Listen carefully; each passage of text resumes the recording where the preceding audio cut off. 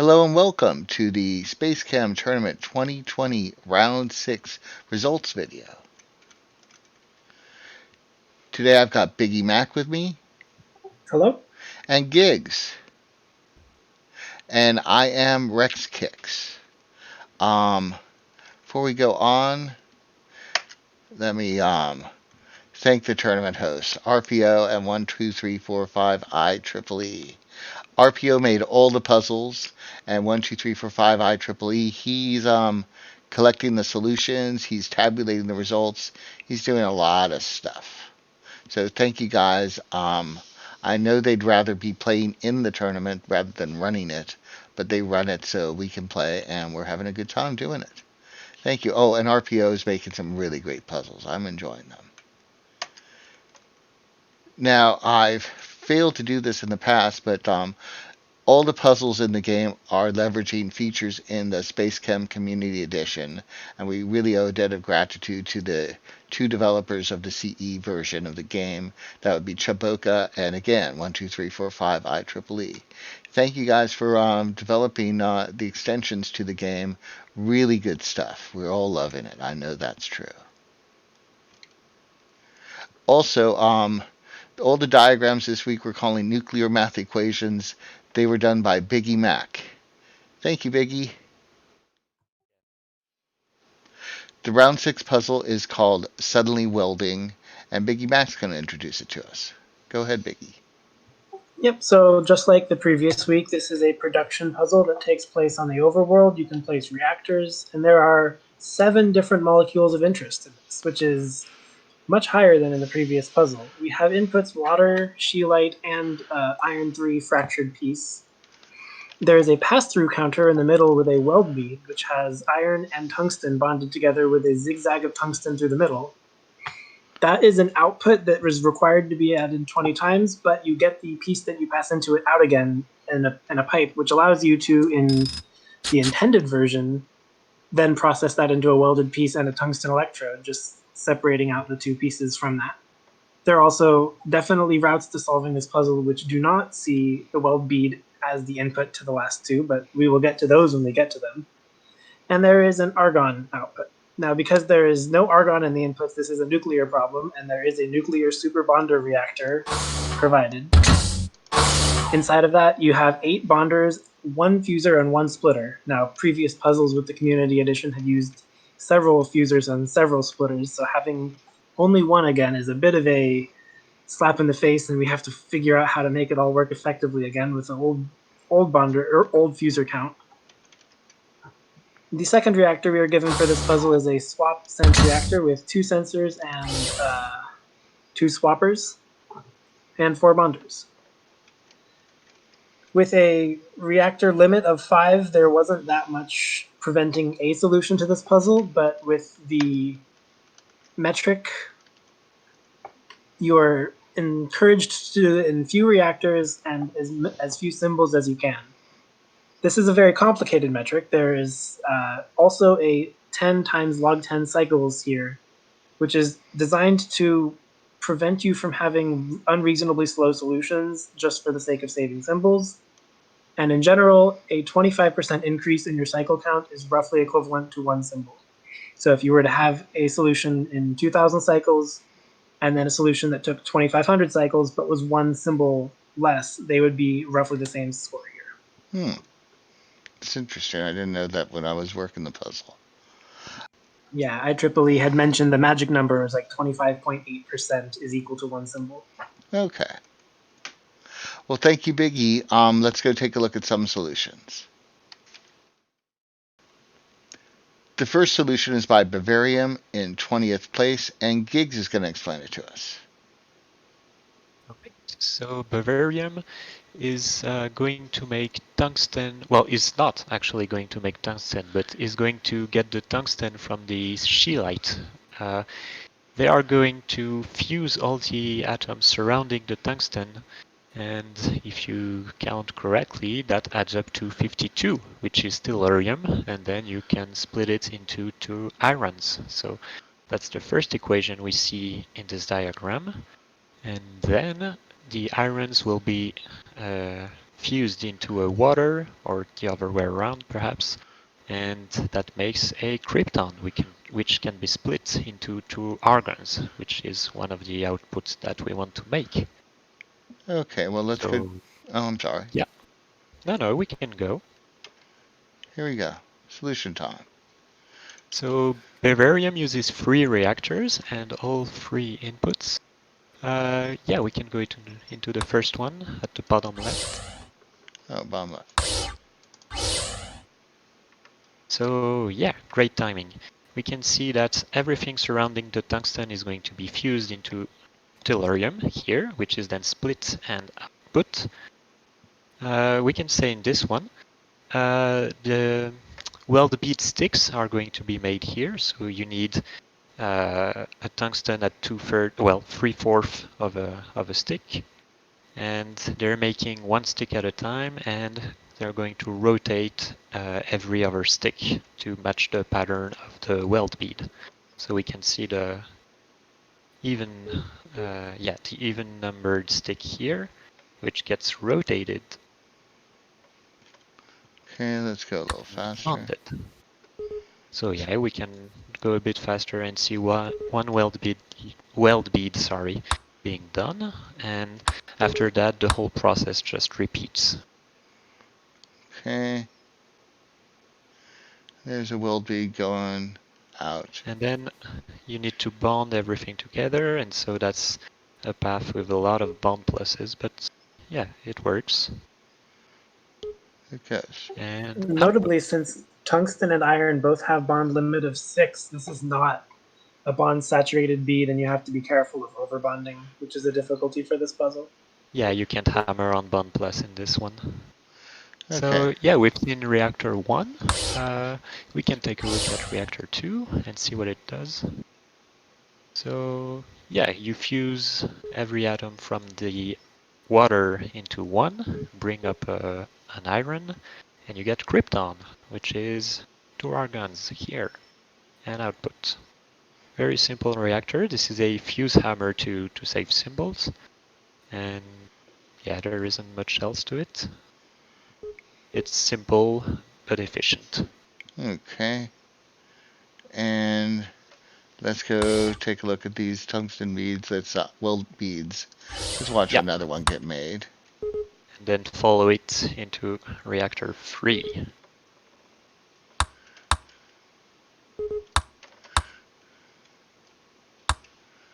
Huh. And there's its output. And it's gonna go through. It's passing through the output, and then we can see it being processed.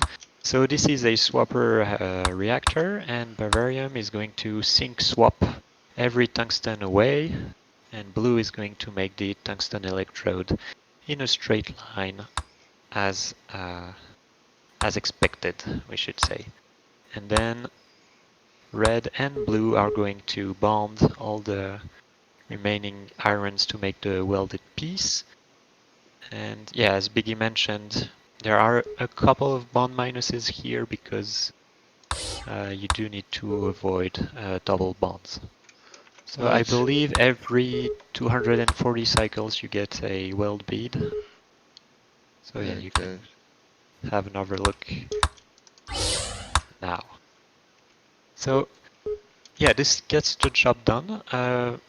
However, it does a zigzaggy pattern to swap the tungsten, so yeah, that costs a lot of arrows and also quite a few sinks.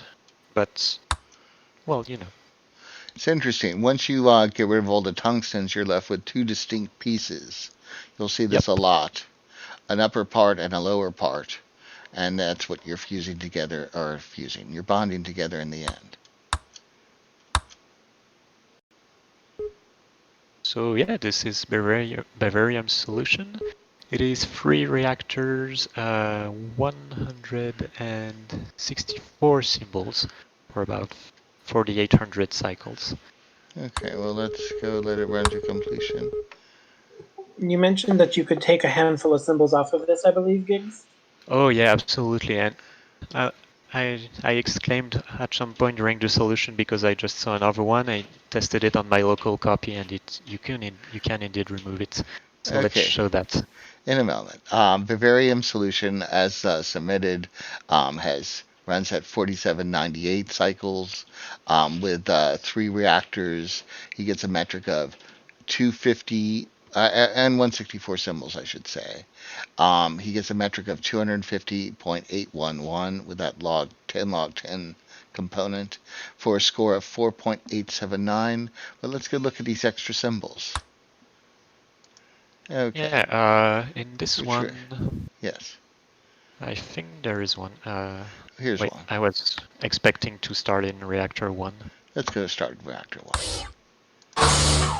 Yeah, so you see the blue start, it has an extra sink and an extra arrow. And the only reason that is because if you put the blue start where you'd expect, which is a bit further down and to the right, yeah, you can move it under the 2 sinks. And the 2 sinks. Just a bit one to the right and 2 above. Yeah, this is where you would expect to start, but then blue is 1 sink behind. So all you need to do is move red start 1 sink behind, and that's very easy to do. Just move it two squares down, and you're good. So you can get rid of the first sink, yeah, here, and the arrow under the grab. So that's a start. But then you can also do better. You see the output omega on blue, just a bit above and to the left of your pointer. Now the other one. Okay. 2 squares left, 1 square down. 2 squares right. Right. Yeah, that one. That one is completely unnecessary. You can remove it. And then blue can prime some flip-flops. So for that, yeah, you need to move the blue start 2 down and 1 to the right. And so the flip-flop above needs to get... no, you go up. You go up. And then you start priming flip-flops. So the one just above needs to go left and the arrow right. Then that flip-flop goes down and you remove the arrow. And the flip-flop just above and to the left gets reversed too. So, Okay. yeah, I believe this all works. That's for reactor 1. So far, so good. Let's go reactor 2. Reactor 2 is, the point is first there's an extra arrow on the grab at the top. Oh, oopsie. Don't need that. And then you can flatten the alpha loop. You don't need the flip-flop and the arrow. So have the start, with the start 1 left and 1 up, pointing right. Then you want the input alpha all the way at the right of that path, so you don't hit it twice. You remove the arrow going up, you put the flip-flop going up instead. Like that? No. Yeah. Yeah, just 1 down, where the arrow was. All right. You go left on the grab at the bottom. This Yeah, grab? you go left. No, the grab you have highlighted, you go left. Oh, it's You turn left. You Just turn the left. left arrow. Oh, I'm Yeah, sorry. the left arrow, sorry. Ah. And you have input beta on the path. Right, remove the arrows. This is absolutely functionally equivalent. It's just less arrow paths. Indeed it is. We'll take a look at that in a minute. And the last one is just in the third reactor. It's an extra arrow on the blue start, which is hidden, sort of. Okay. Well, let's go watch this a little bit slow. So yeah, there's only priming here, and then the sinks are correctly placed, and it starts exactly as it would in the original solution.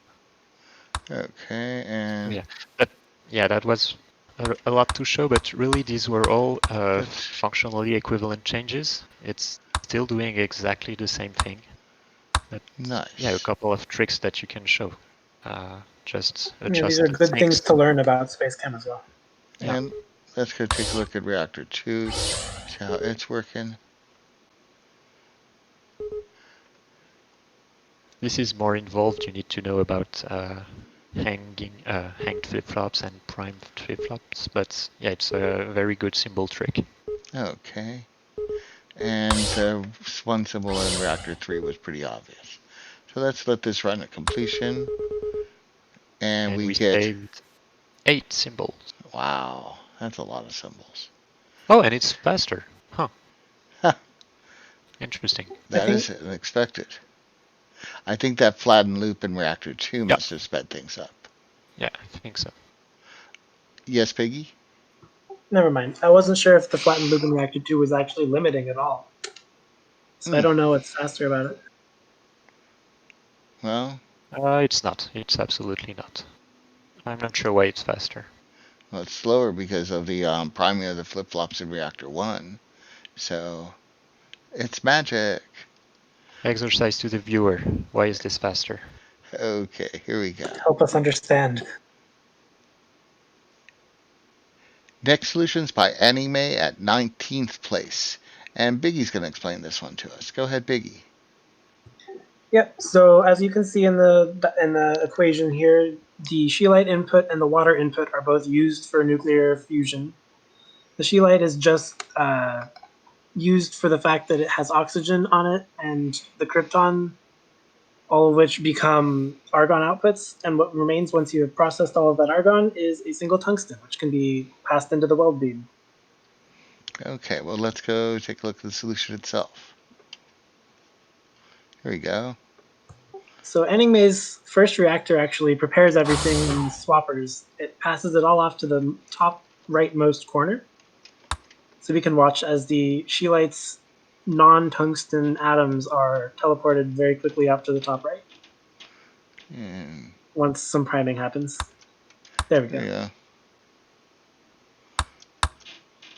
Swap. So there's a swap, and then there's a red swap circuit there. And so now everything's out of the reactor except for the tungsten and the iron 3, and those are just going to be assembled in the standard way. Make a gap, optionally rotate it. You can see that there's a flip-flop on blue, which will rotate twice if it hits, and it won't rotate if it doesn't. Okay. There's another stick. This time we're going to rotate. Yep. There's a clever delay loop there to make sure that it works on red in both cases.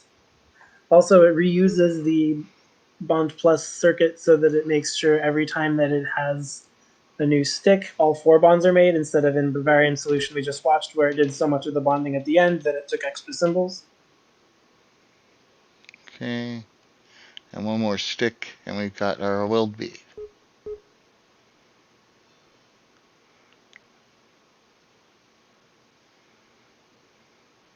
And here we go, and here we are, weld bead.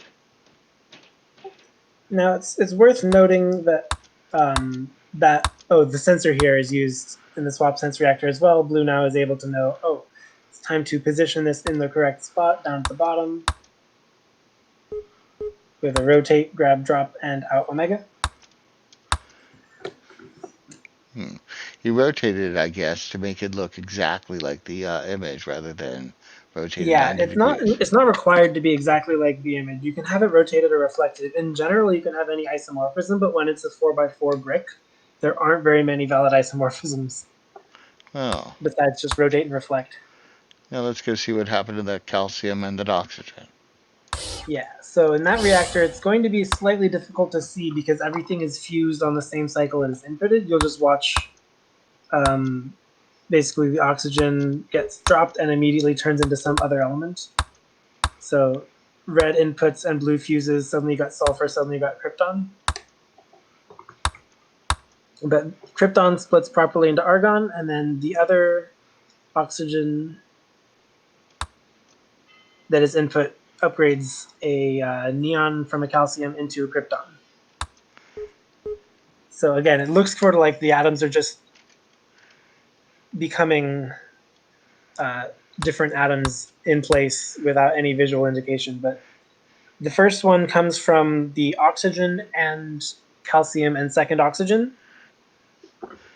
And then And go ahead. the next time it's from oxygen 2 waters and another oxygen, both of which add to 36. Here's red doing the input, blue doing the fuse. Same cycle, red goes first. That's a 8 and then a 20. And then blue prepares a 20 because there's only 1 calcium in the chelate. So you have to use water to emulate a second calcium if you want to reuse this loop, and that is exactly what happens. We're using the same loop to make 2 more blue input. And there's your argon. Okay. So it's very slick, not the most simple light, but it is super slick, and I like that it is using this as just a fusion reactor, completely ignoring the bonders, making a checkerboard out of them. Yes. Okay. Let's go take a look. Our weld bead's almost done, so let's go watch it get assembled. And we'll watch the disassembly reactor.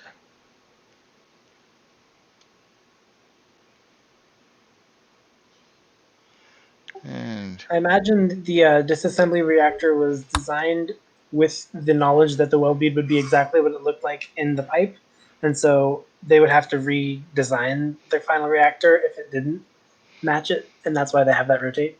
That's just my guess. fair enough. Here it goes.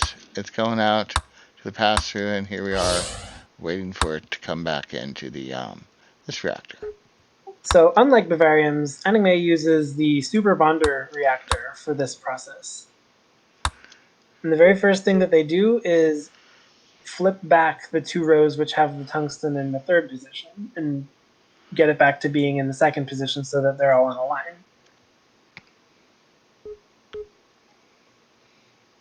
There's not really a time crunch here because it is a symbols puzzle, so it's fine to double sync it like that and not have both Waldos working at the same time. And then they use their 2nd row of 4 bonders to take out the row which is a tungsten and drop it off in the output, which means that the reassembly process is just some bonds and a drop. Now, each time that they do a bonding line like this, they're adding new bond commands. There's not really any reuse of bond plus and bond minus symbols here. So this is pretty symbol heavy, but it is a very brain straightforward way of doing it. Let's go see. We got another tungsten weld bead coming in. Let's go watch that one more time.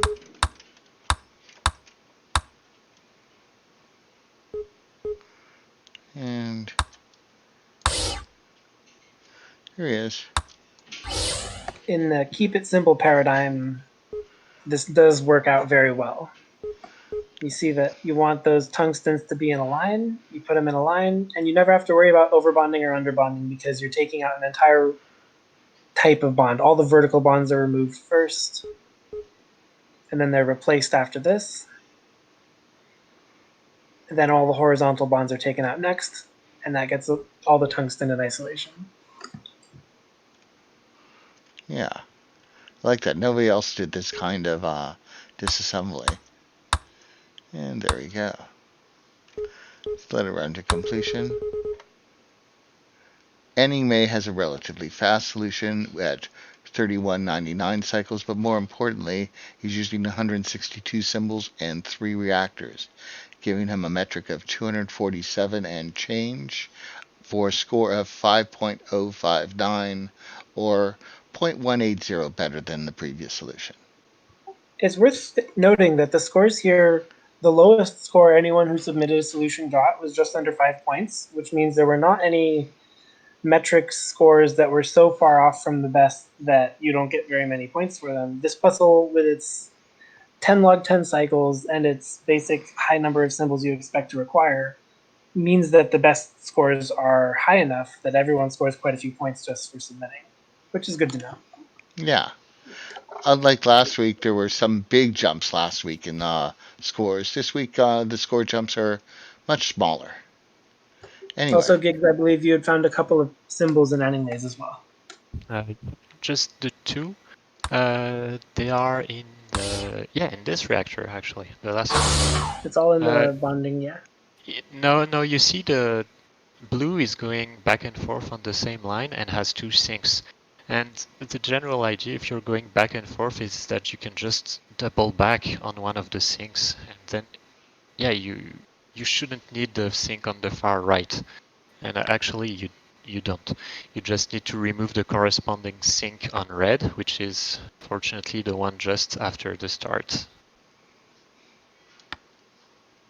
And so yeah, you remove that pair of sinks, and red has a sink pair to stop so that it stops while blue is doing its thing. And since blue doubles back, it also has a sink pair. So that's one way to save a pair of sinks and make IEEE happy. Okay, so let's see if this Fewer works. sinks, fewer stinks. Wait a minute. One thing that we might end up needing to learn for this The is where to weld put beads are pauses. coming in. Huh. Wait, why is that?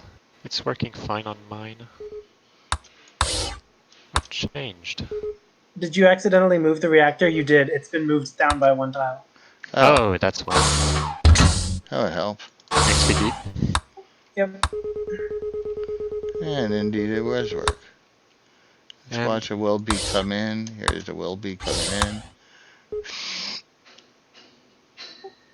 Because And some of the solutions we will go into pretty further are very, very, very slow, we will likely be adding pause commands so that we can watch these sort of processes happen without waiting and guessing how long it'll take. yeah, probably. And if you go back in the second reactor, there's not a save this for this week's rules. You can actually prime the flip-flop at the bottom and flatten the loop at the top here, which saves 2 symbols. But unfortunately, because reactor 1 is so fast with the swapping, you need to have buffer pipe so that this works, and so you can complete the puzzle with this and 2 less symbols, but it doesn't work for this week's rules because the rules stated that the machine has to run forever, basically. that's right. Okay. Well, let's run to completion. Get to the solve screen. We now have 160 symbols instead of 162. Thank you, Gigs. Those are always interesting. I love seeing symbols that are extra. I'm going to explain RPO's solution. He's our tournament host. He made the puzzle, so he gets no score. No score for RPO for the tournament host. In any case, RPO takes the Sheelite and saves the tungsten in the middle, and he'll split the calcium into 2 neons and save the 4 oxygens. Those 4 oxygens, 2 he's going to add to water, which adds up to 10 atomic mass units, or to neon for 2 others, each of them making argon, which is one of our products. Let's go take a look at his solution. Okay. Here, let's take a look at that nuclear reactor here that does all that nuclear stuff.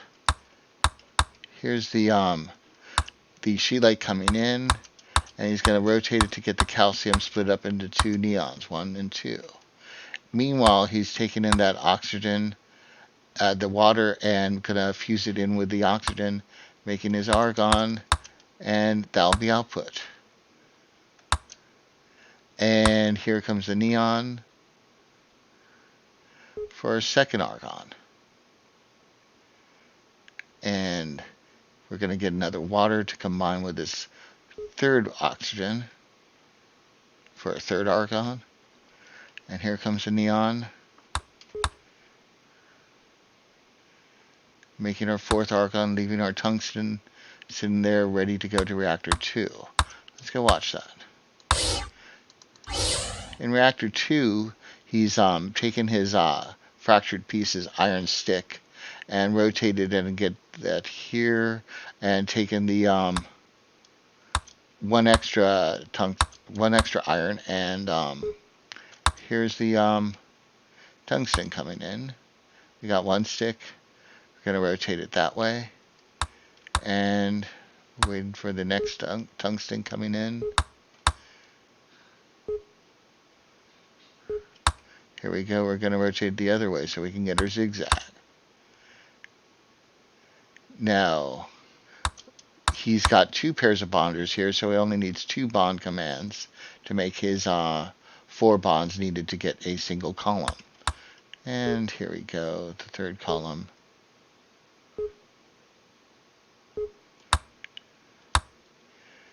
And our 4th column.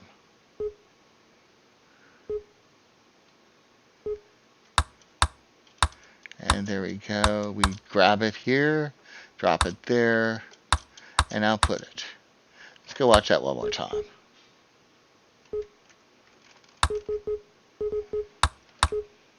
One column, two,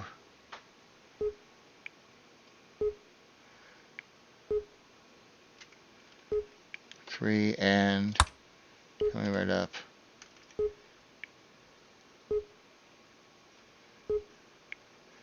Here we are. And output. Let's go watch that tungsten here, the weld bead here, go through the pass-through, and into reactor 3, which does the disassembly. Now he does the swap sense reactor again. He's going to take each row of the middle 2 rows and swap the tungsten out. And Blue's got this short little bounce back loop with the iron sensor here. Meanwhile, Red has rotated once, rotated twice to get the 3rd row now, the 2nd row, ready for swapping. Here's 1 tungsten, 4th tungsten. Now he's got the 2 halves, and he's got to reassemble them. Now Blue's going to grab the upper one and start doing the bonds. He's got this double bond here, which we'll get rid of in a minute. Not there, but up here. There's our bond minus, there's our double bond gone away. And now he's gonna do our last pair of bonds. And there's our welded piece. Let's go watch that one more time. Let's get our...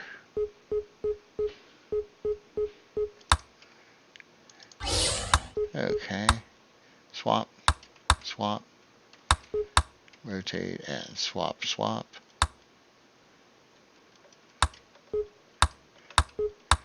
And weld piece coming out in a minute.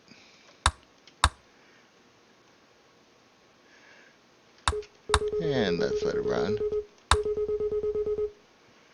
Now, RPO has a cycle count of 6351, but more importantly, has 133 symbols with 3 reactors, giving them a metric of 221 and some change. But he gets no score because he's our tournament host, and we're very grateful for that role. But wait, there's some symbols here that can be saved.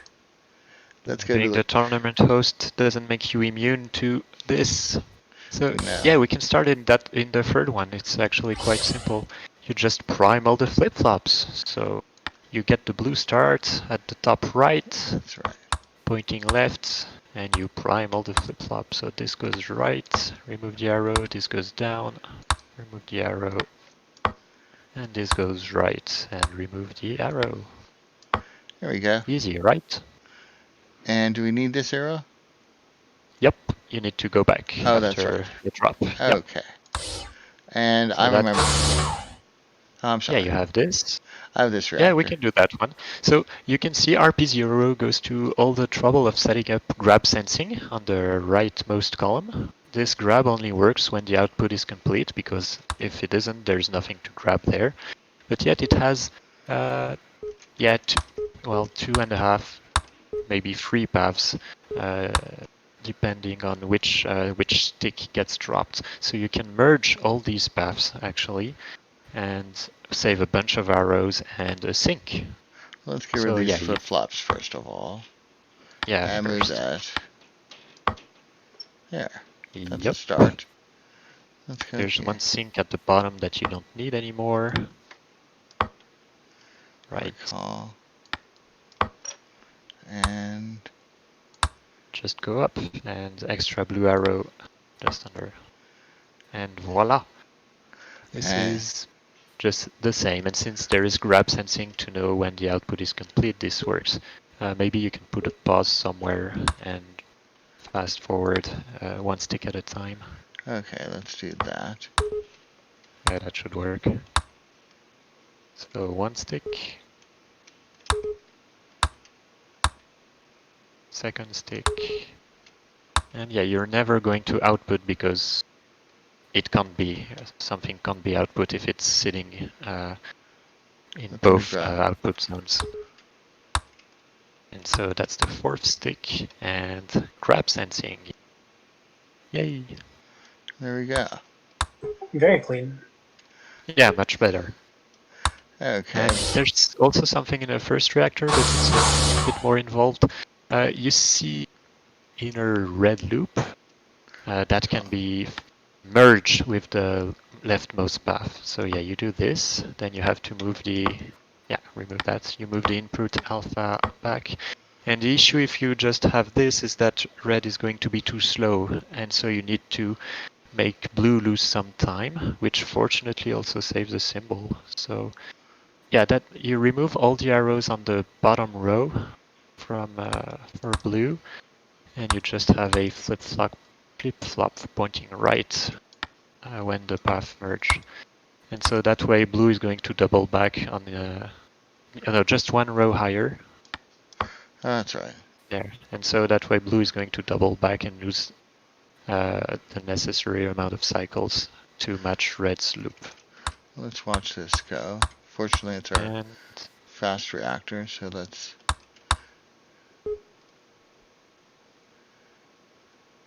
And apparently I have saved another symbol on my local copy, but I don't know where. Oh well. Oh well. Another exercise for the reader. And... That's really slow. Oh, here's our pause. Let's get rid of the pause. Oh, yeah, that's why. Ah. And there you go. Okay.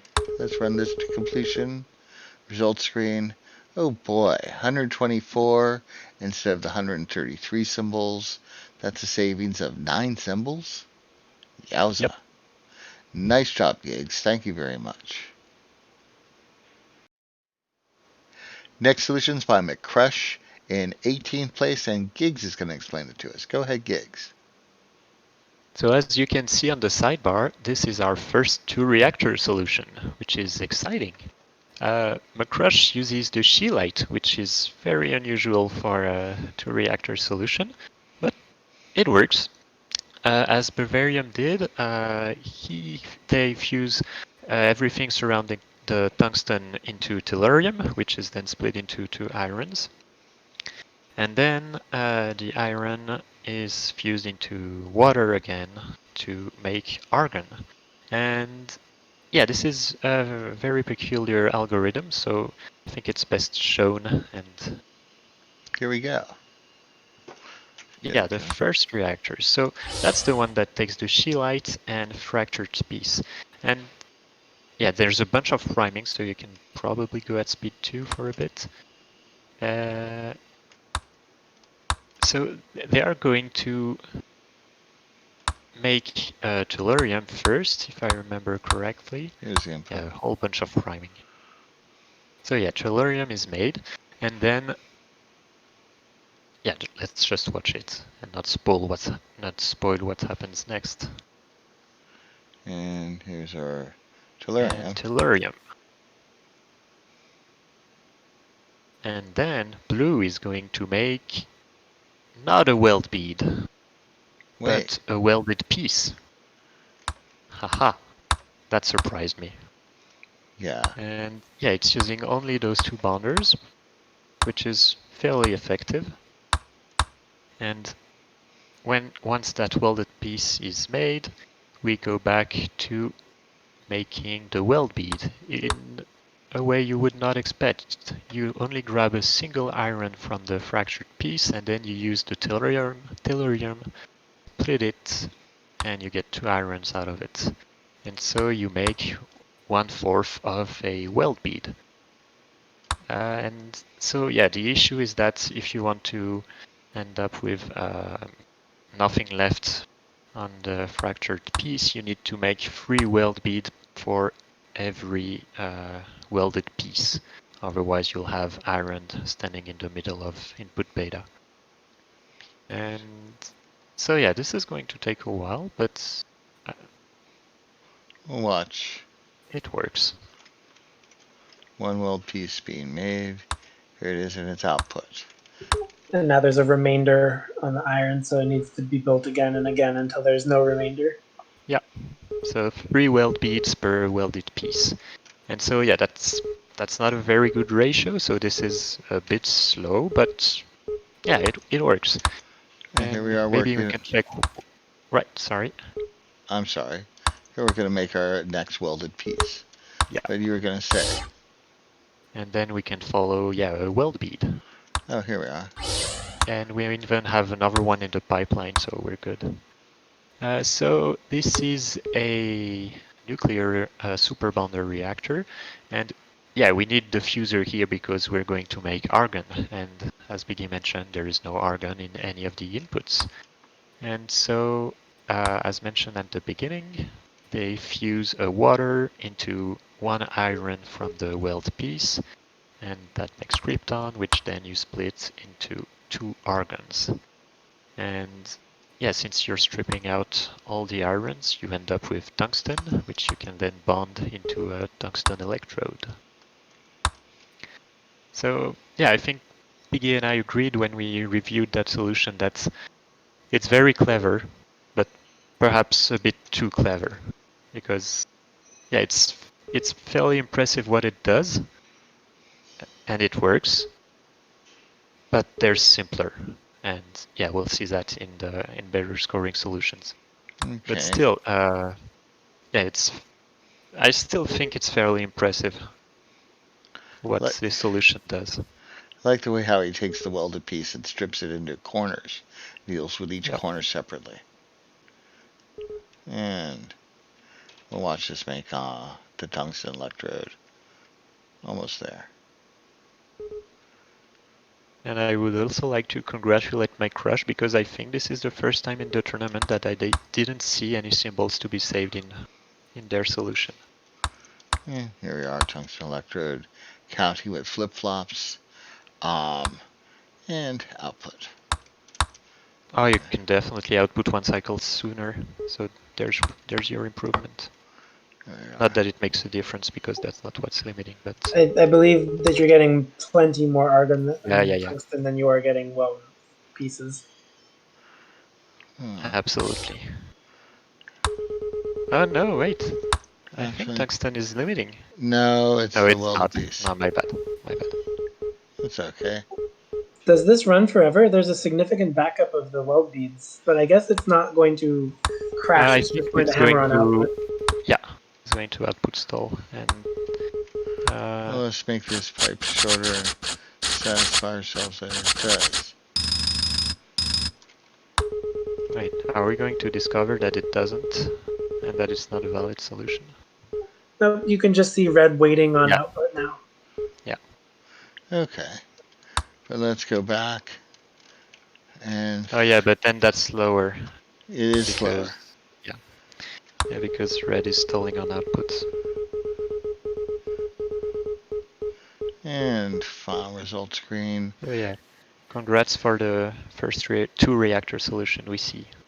Nice job, McCrush. 177 symbols, 23,441 cycles, just 2 reactors gives McCrush a metric of 220.700 or a score of 5.756, which is over half a point better, almost 0.7 score better, which is, I think, one of the bigger jumps we had this week. So nice job, McCrush. Next solutions by Blueeyedrat at 17th place. Biggie's going to explain this one. Go ahead, Biggie. Yep. So Blueeyedrat is another 3-reactor solution using a very similar algorithm to ones that we've seen before. Scheelite is used for its central tungsten, and the rest is converted into 4 argons using the help of 2 water. The precise way it's done goes through krypton intermediate, like quite a few of the ones we've seen so far, and let's look at how it works. Okay, here we go.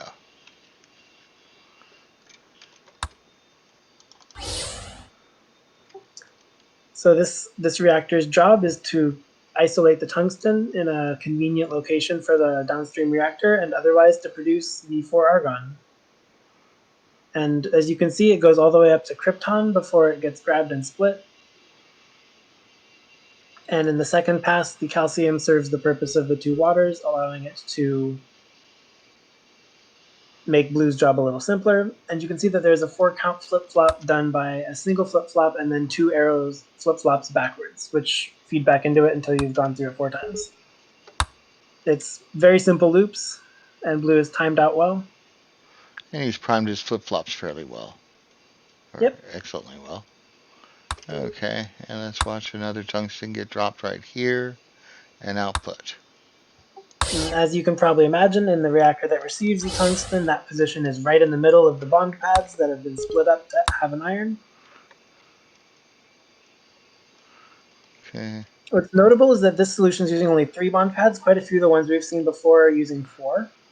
With 4 bonders, if you debond, then you're going to have a rebond that's forming a bond that was broken only because that bonder was there. So this is at least a way to, in theory, save a bonder, although that bonder is now just sitting unused. And then, yeah, red has a flip-flop to determine whether or not to flip the iron tungsten stick around. And it is a blue grab sensor here to determine whether or not the piece is fully built and going to be output. And let's watch it go to our disassembly. Oops. Oh, heck, Rex. And that was a fortunate double click. So let's go watch it get to our...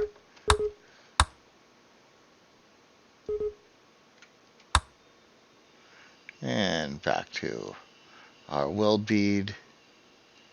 And its output. There it Let's is. watch it go to the disassembly. And this is also being done in a swap reactor.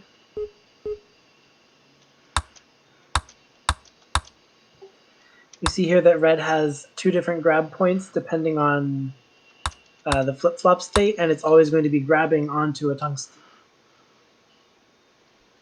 That means that it will debond automatically when it swaps and not keep dragging the shape around.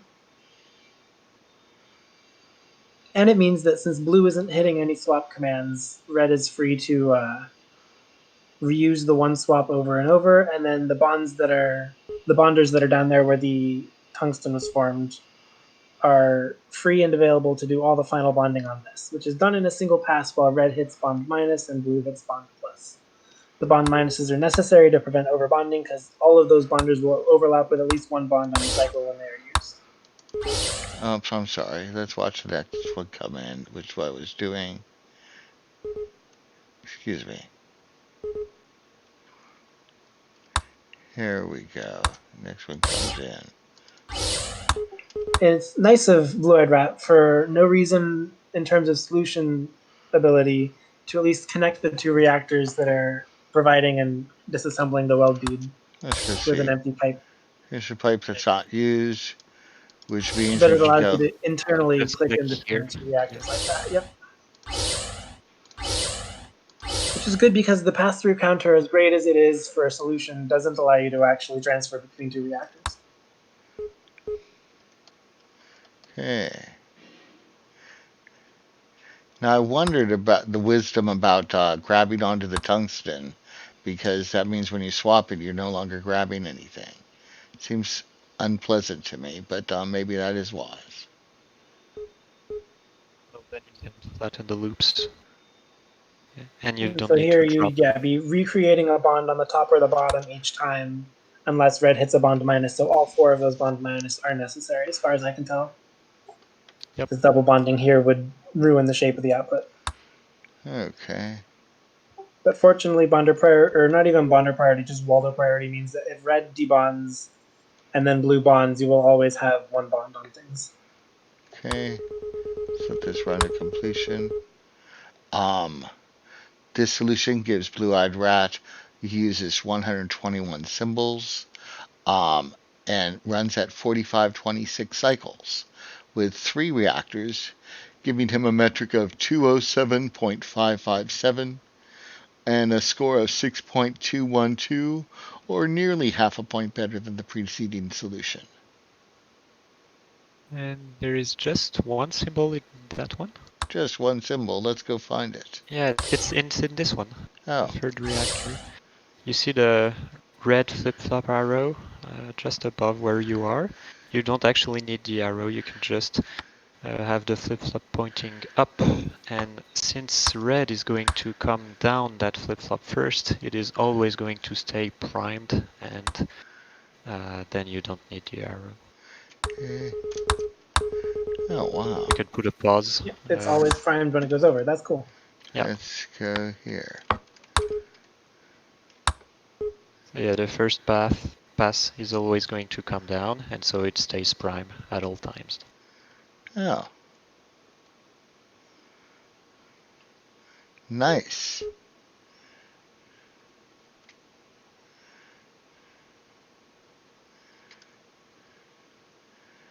Oh, and it bounces back. Did it do that before? Yep. Okay, and here's our pause again. Let's get rid of the pause. It's cool that the solution also uses both of the sensors.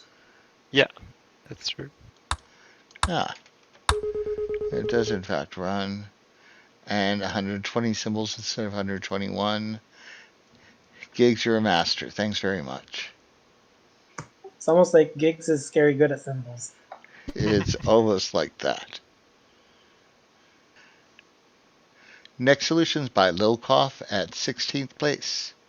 Gigs is going to explain it to us. Go Gigs. So lilkcough shows us a new algorithm. They're making hafnium this time from all the atoms surrounding tungsten and two waters. And so if you've been following a bit, hafnium splits into krypton, which splits into two argons. And so hafnium is 4 argons actually. Yeah. And simple, effective, it works. Let's go see it work. Here we are. Yeah, the first reactor is this one. So it's first fusing the two waters, then fusing everything from the tungsten, what's around the tungsten. So you have the hafnium here. Red is going to grab it, drop it on the splitter, split once, start doing the next hafnium, and all the outputs happen now. So split, output 2 argons, drop the krypton again, split it, and this time blue is going to output. So you may have noticed this is a timed reactor. There are no sinks in there, and it is very precisely timed. You see that blue has wall flip-flops on the right, and yeah, those are really necessary to keep blue slow enough to match red's cycle count.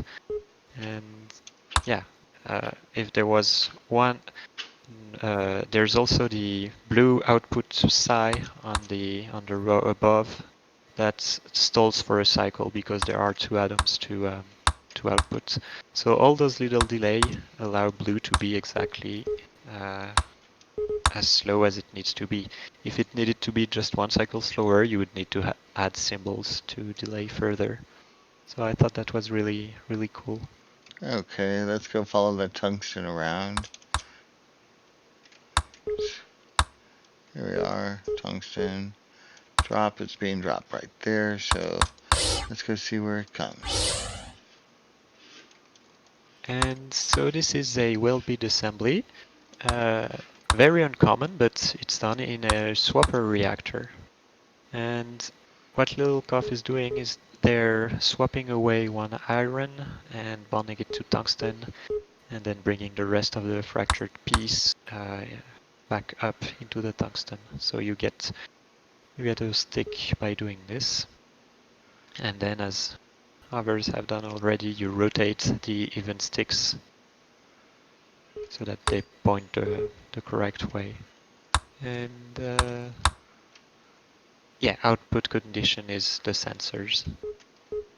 So we can see that on the next path. You see that there is a red. The red Waldo is going in a rectangle, waiting for a tungsten to be input. Now he's And got bonding one sensor the here, one sensor here. He's double sensing that.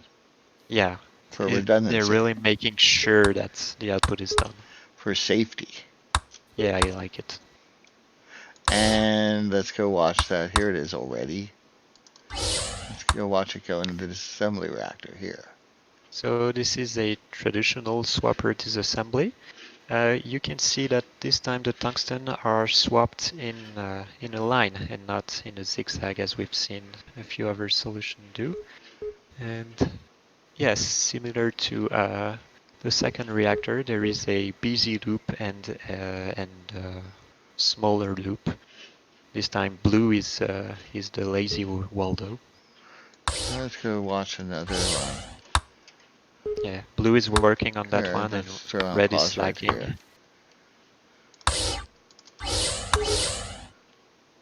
here. Oops. That's not the right way. Oh, it is the right place. Here we are. And so the way this works is that you need a few sinks on the red path to make sure that blue is going to swap and then handle the tungstens. So, and unfortunately that wastes a few symbols. And where's the output psi? Oh, there it is. Output omega is what I meant to say.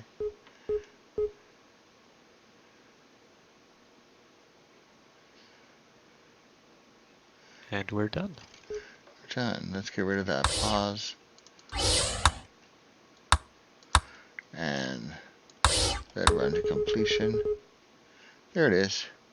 lilkcough ends up with 117 symbols and a 3542 cycles in a 3 reactor design, giving him 202 point nearly 5 metric, or a score of 6.465 for a 0.253 margin, better than the previous solution. Right, so this is getting fairly clean, but we can make it a bit cleaner. Oh, let's go. Everything happens in the swapper reactor on the left. So you see, I mentioned red is going in a rectangle, but you can actually have red go just in a line. You need to move a couple of things, but I wanted to show it because it's a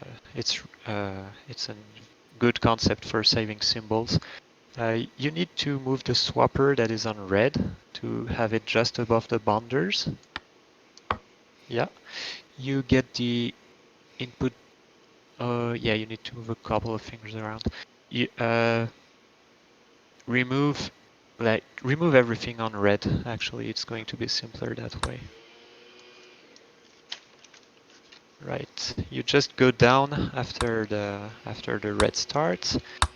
No, the start is pointing left, but you go down just above the swapper with a sink on that same tile. You put a grab drop over the swapper and a bond plus here, and you go back up. Very, very short. You'll see it work. On blue, you need to move around a couple of things. The sensor command needs to go under the bond plus, two columns to the right. Yeah, the output follows, and then you just have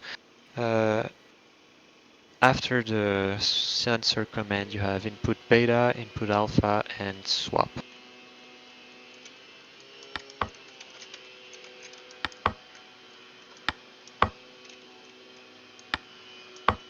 Like and that. So, yeah, the way this works, so you've saved 2 arrows on red, and red had a grab and a drop that you have now merged into a grab drop. So this is 3 symbols saved total. And yeah, I believe you can run it, and we'll show how it works when you get a tungsten. So yeah, Wow, it's that's really nice. simple. The tungsten appears, blue swaps the iron, and then sends the signal to red to go grab that iron and bond it to tungsten, and then just go back up 1 square so we can bond the rest. It's doing the same thing, just in a line instead of a rectangle. Wow, that's really slick. So yeah, It really feels like lines it's a are sync gating it at the subroutine. It's a very clever subroutine. yeah, and lines are also loops, as Guava Moment said. Okay. Let's go to the results screen. We're now at 114 symbols instead of 117. Saved us 3 symbols with more gigs magic. Nice job, gigs. Thank you. Next solutions by Flexo at 15th place. Biggie's going to explain it. Go, Biggie. Yep, Flexo uses almost the identical approach to the previous solution to use hafnium. It's where everything is fused around the tungsten plus a couple of waters to make a hafnium, and that is split into argon. And we can watch how it's done. Here we go. Also, Flexo's solution title was Rexkix's videos are cool, and I would love to agree. Yes, Rexkix does a fantastic job, and I'm happy to help contribute. Well, no, it's a team effort, and thank you to all, not just you two, but everybody who's helped commentate. Let's go into this reactor. It's our first one, and it gets. So the fusion is done with a fuse hammer, which is good because the number of atoms that are going to be fused from different grab positions means the fuse hammer is going to benefit a lot on the symbol front. But it does now mean that red is responsible for all the dragging of the pieces towards that fuser and of the double splitting of the hafnium into argon. And here we go. There's our tasty, tasty tungsten coming out. Yep, tungsten's dropped off in a remarkably similar position in the bottom edge of the output. And then red just loops back the first time. It will hold onto a krypton. Second time, it'll just drop it and cover that the next time. You can see that there's an arrow on the flip-flop that points into the splitter, or into the fuser, I guess. And that is going to split that krypton the next time around. So it's leaving it half finished, but it'll do it next time it gets back into a convenient position, which is a standard symbol saving tactic of leaving work half done just so that you can get back to it. And there's our tungsten. And let's go follow that tungsten next time. Bonder arrangement in that one. Oh. Yep, 1, 2, 3, 4, 5, 6, 7, 8. Yeah. And you could actually encode some sort of message by the ordering of bonders that are unused and their bonder priority numbers. Here's the tungsten going out. Let's go watch where it goes. It goes into this reactor. There's the tungsten. Oh, look, it's already starting to make its weld bead. Let's go. Here's our tungsten coming in. So, yeah, similar to many other solutions, this one also uses the 3 bonders. It removes one piece and then waits for a tungsten to arrive and then bonds it all together. Conditionally flips it left or right and then bonds it in a row. There are possible savings to be done by putting the second pair of bonders next to the first with a spacing of 2. That way you only need 2 bond pluses instead of 4. But beyond that, this is doing a very similar tactic to ones that we've seen previously. And it does a grab. And a grab sensor down at the bottom to determine whether to output. With blue hammering on output so that there's a job to be done at least. You can't hammer on bond plus because then you would form an extra bond, I believe.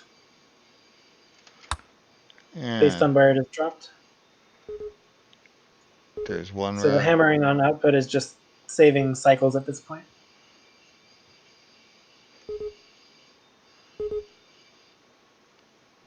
Actually, I don't see a reason hammering on bond plus would fail here. So that's interesting. Well, we'll take a look at it. Well, maybe it could work, but you need to swap all the colors. Because otherwise you'd get a double bond on the tungsten iron, right? Well, let's go take a look after we watch the solution run to completion. Here's our weld bead going out. And it's already coming in. So let's go watch the... Oh, look, there's something left over. This one is another one where it has unfinished business. It doesn't actually finish dropping off the output until an alpha procs. So there's going to be during all the stall time, there's going to be a lot of welded piece sitting in the reactor, not yet finished, dropped off. Now this one is a true one weld over reactor. Blue has no commands at all. So I think that's funny. Flexo has 2 blue symbols entirely throughout their entire solution. Everything else is a red symbol. Side points. And there's our tungsten stick. And with this shape, they have quite a few bonds still to make. But with 2 different grab points, they can get all the horizontal ones, and then the vertical ones are covered after the next in alpha procs. Okay. And how are we doing there? Which won't be for a while. This is probably a 3-speed while you watch the reactors from the overworld. Let's do it in control 2.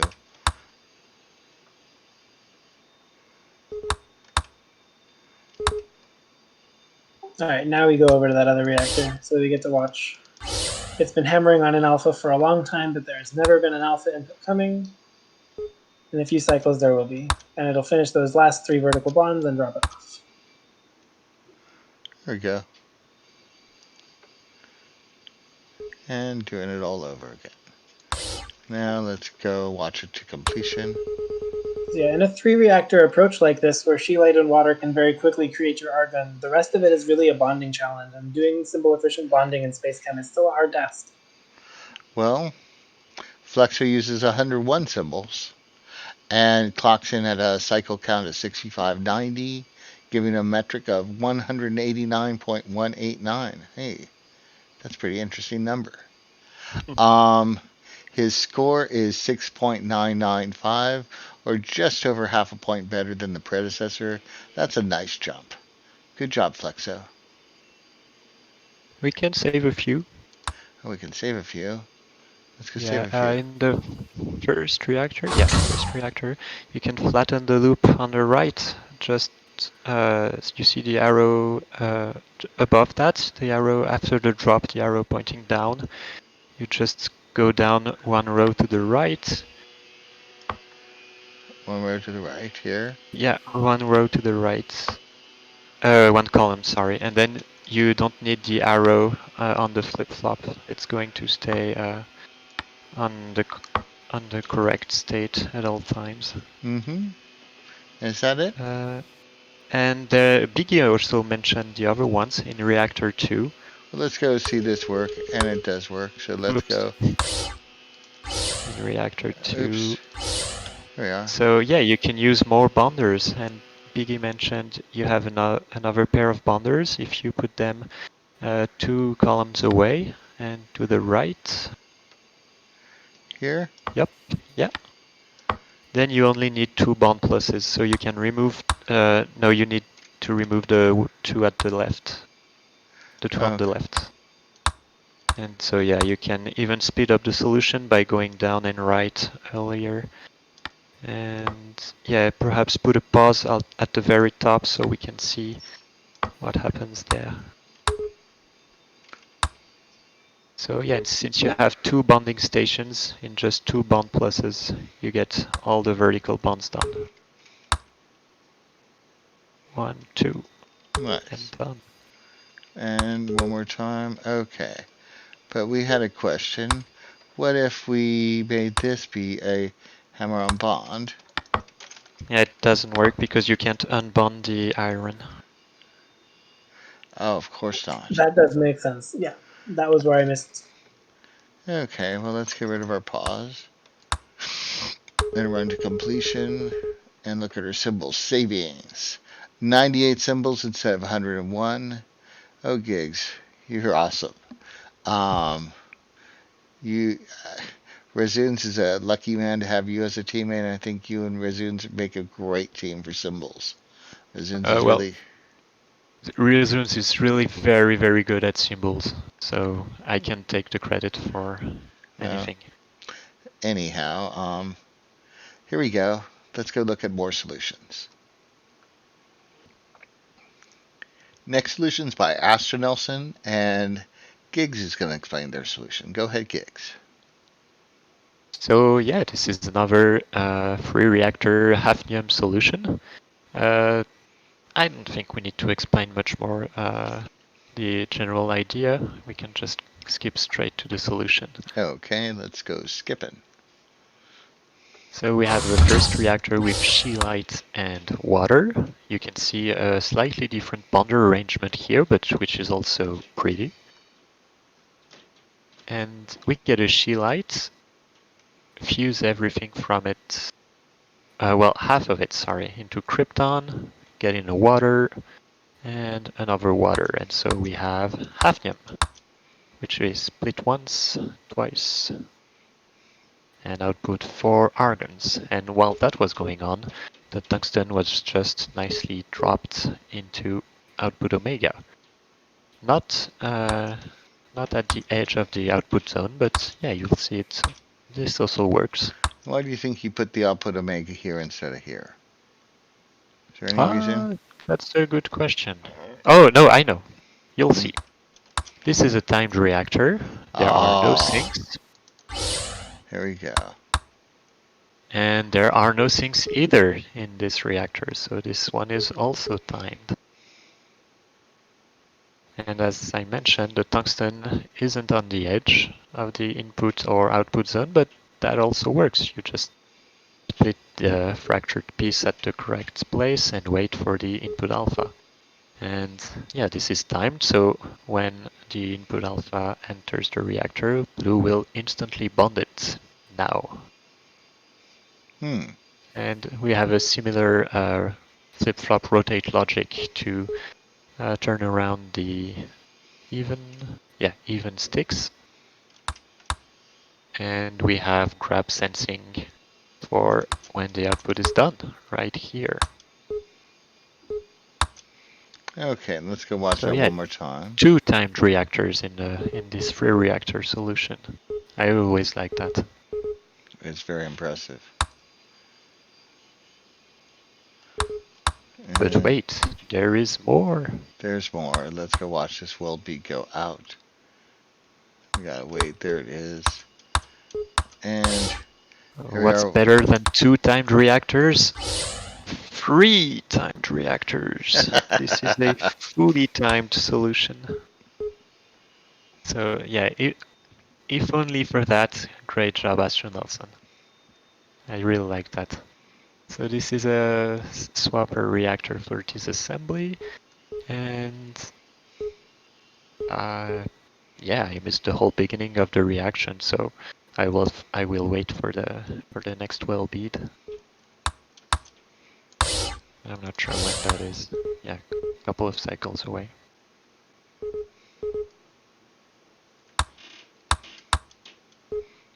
Here we go. All right. So as yeah, that's what I thought. As surprising as it is, swapping away the tungsten not in straight lines can also be done in a very simple, efficient manner. In fact, this assembly reactor is only 30 symbols, and that's pretty damn good. So yeah, really great job, Astronelson, on this one. There's not much to explain. It just works, and I think it's beautiful. How everything is timed. And yeah, you would think you could flatten the loop on red, but then what happens is that the welded piece would go into the tungsten electrode while it's being made, and so yeah, that doesn't work. It would crash. I tried. Okay, let's go watch it run to completion. There we go. I believe this is our fastest solution. Is that correct? I think so. Can't be completely sure. I think that is true. Yep. Okay. Well, Astronelson with our fastest solution has 100 symbols and 2587 cycles for a metric of 184.128. He used 3 reactors to do this, giving him a score of 7.278 or 0.283 better than the previous solution. Nice job, Astronelson. Oh, there's more. We can save a couple, yeah. Okay, let's go. Which reactor? Yeah, in the second reactor, you can remove the flip-flop on blue. You need to... No, not that one, the one at the bottom. You see blue is at the bottom, you see blue is doing a double back. And yeah, you don't actually need to. You can you need to go back one row below with blue. Need to drop one row before going right. So the right arrow needs to. No, that drop stays here. The right arrow just to the left. Yeah, drops down just one row. Go up, and then you'll go right after the drop. Like that?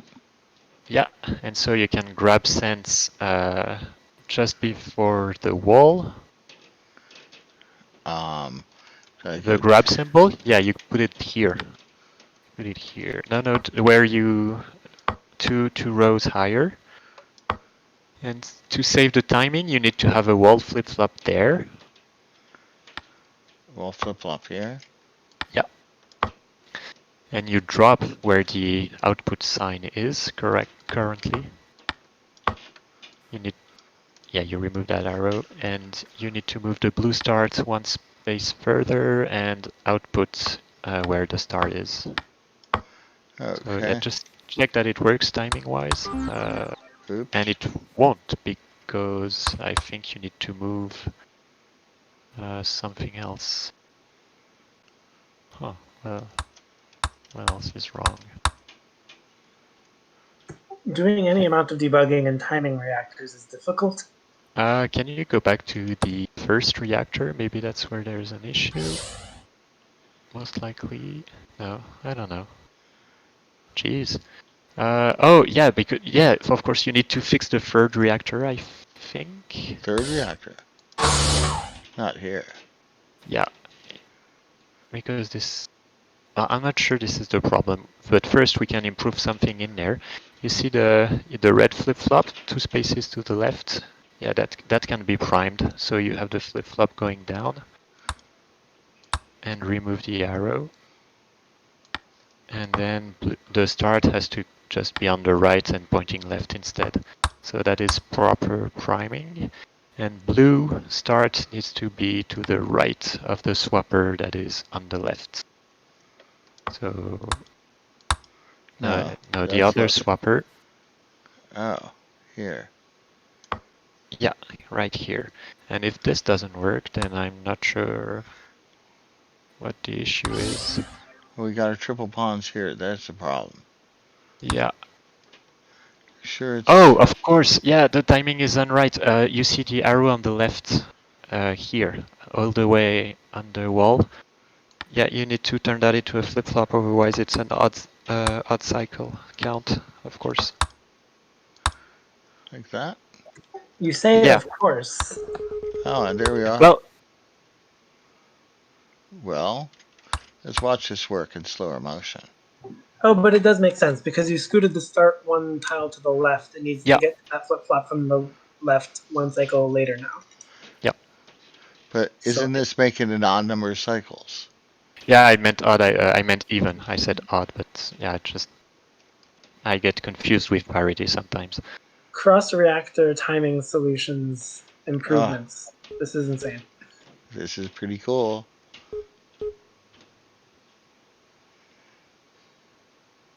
Wow.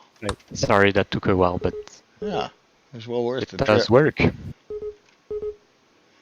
So yeah, it's also a sneak peek into what happens when you try to optimize a timing solution. I don't know I've ever made a timing loop. Well, it's both great and terrible. It looks very challenging.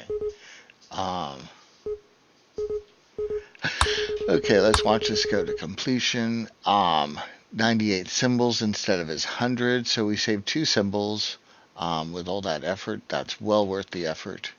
Thank you, Gigs. In 13th place, we have Zig, and Biggie's going to explain his solution. Go ahead, Biggie. Yep, so Zig is our final 3-reactor solution and our highest scoring 3-reactor entrant. Once again, using the scheelite for its central tungsten, and then everything else with the help of water will be converted into argon. Let's see how it is the most symbol efficient way to do this. Let's go see. Now, initially when I looked at reactor 1, I was happy because it was a timing loop and the blue was 14 and red was looking like it was about 3x what blue would be. So I was thinking this is a 42 cycle timing loop. But it's actually 43 because when it splits the krypton into 2 argon here, blue will end up hammering on output omega for 1 stall cycle. So it's 14, 14, 15. It's a timing loop, but it takes 43 cycles. Now, in terms of how it achieves all it's trying to do, blue has a corner full of fuses, and that is useful for getting all of the fusion that needs to be done without taking up too many extra symbols.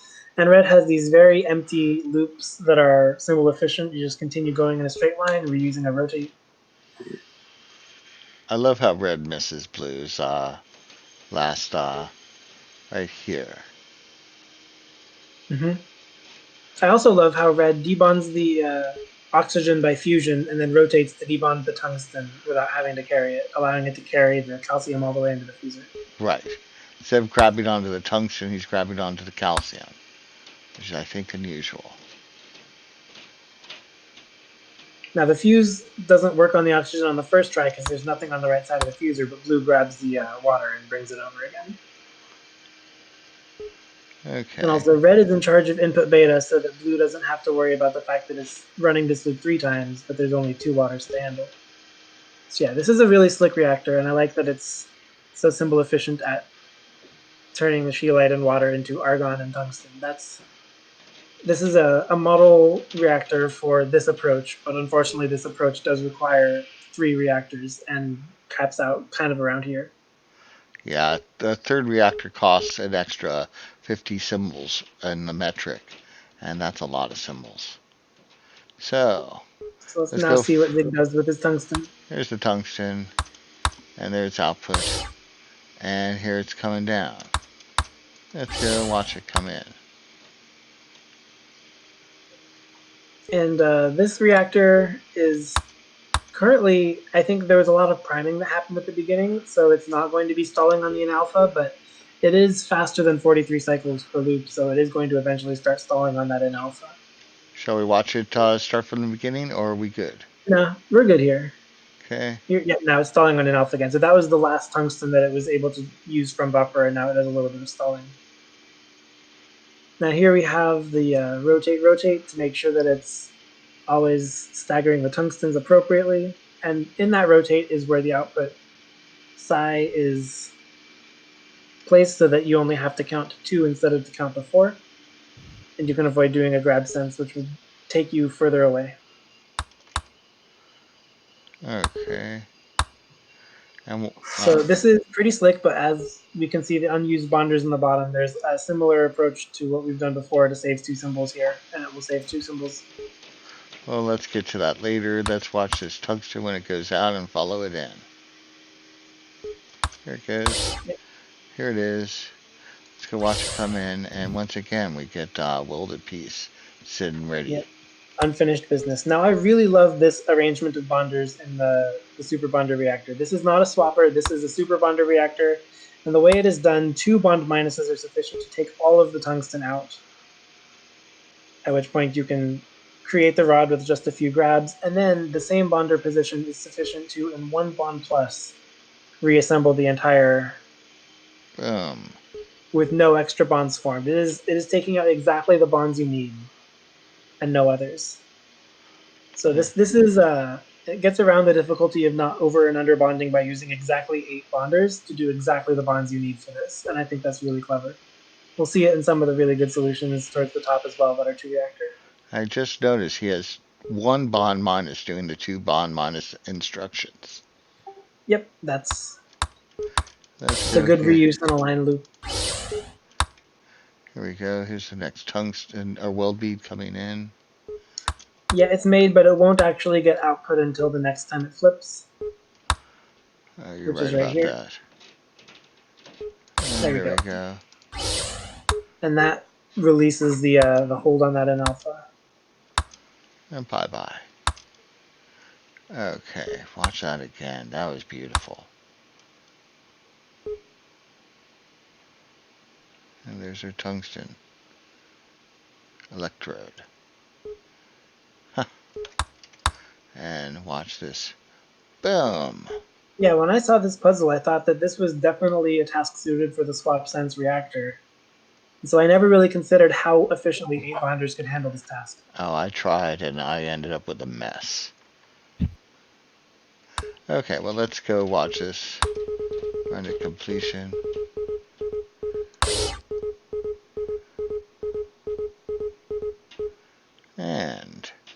And Zig clocks in at 3679, but far more important is his 96 symbols, giving him 13th place and a metric of 181.657, giving Zig a score of 7.474, or an improvement of 0.196 better. Just a little bit better, but better it did. Thank you, Biggie. Yep, and we can do the same symbol savings in the tungsten bead assembly. Notice that there are 4 bond pluses being hit in a line. We can turn that into 2 bond pluses if we move the 2 bond pads to above the 2 that are existing. Above. Yeah. And we don't One other need change that would have to happen is the start symbol would have to be moved to right from the drop pointing left. right from the drop pointing left. And we get rid of these bomb pluses, I believe. Why do we have to move the start? Oh, to make room for the flip-flop. I was just going to move the arrow and flip-flop up by 1. Oh. Do we move this flip-flop arrow? Yeah, those By 2 go up 2? by 2, and it makes it at least tighter. Okay. Ah. And then this is the improvement that I could see. Nice. And okay, let's watch the next stick get bonded. Boom, and we're done. And another one coming in. Boom, and we're done. Boom, and there's our piece. Will be ready to be output. And here it's going to be output. Okay, let's watch it run to completion. 94 instead of 96 symbols. Nicely done, Biggie. And same cycle count. Didn't save us any. Oh, that's because the this timing is reactor and reactor 1 was the limiting one. Okay, well, that's Zig's solution for 13th place. Lucky number 13. Next solution's by JoJo at 12th place, and this one's one for the books. Go ahead, Gigs. Yeah, so JoJo has a 2-reactor solution, as you can see in the sidebar. You can also see on the diagram that 3 inputs are used. And yeah, JoJo is the first player to notice that 3 irons can actually be made into a tungsten beryllium waste or product. But then, if you're making tungsten this way, why do you also need the scheelite? Huh.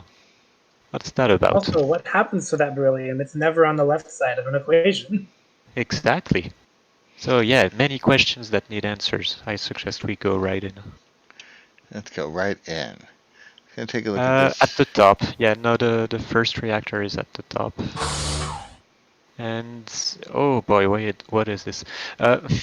So as you can see, this is making weld bead and welded piece, but it's not doing what you would expect. So here we're doing the fusion, where 3 irons can be made into tungsten and beryllium, that by fusing 2 irons together and then continuously splitting the 3rd iron until you get beryllium and tungsten.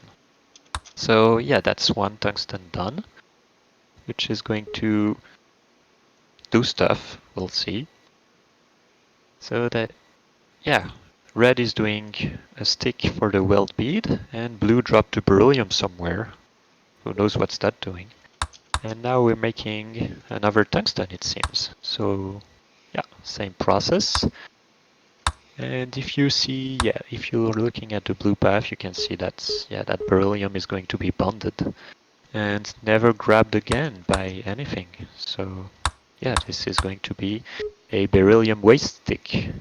Waste And stick? so, if a waste stick, Oh no. And this is only going to be 4 berylliums long, which means you're only making 4 tungstens. And so you're only making a single weld bead. And that's the genius part of this solution. Since the weld bead is a pass-through reactor, you can have it connect back into a reactor and continuously pass the same weld bead over and over until it counts as 20 outputs. Let's So go see. we've done the only weld bead that we're going to make. You can continue with the solution, and it's going to be inputted right back at the bottom. And you see that red is only going to be on that input beta, grab, and drop loop, whereas blue on the top is going to make welded pieces just one stick at a time, one movement at a time, one bond at a time. And because you need room to pass the weld bead, and that takes half of the reactor, you're restricted to using only the other half to make the welded piece, so you can't rotate anything. And you don't even have the complete upper half of the reactor because there's that beryllium stick that stays in the way and is never going to be removed. And this But it actually, does successfully run forever. exactly, that's what I was going to mention. This is never going to crash. The loops are very clean and they're staying in their second part.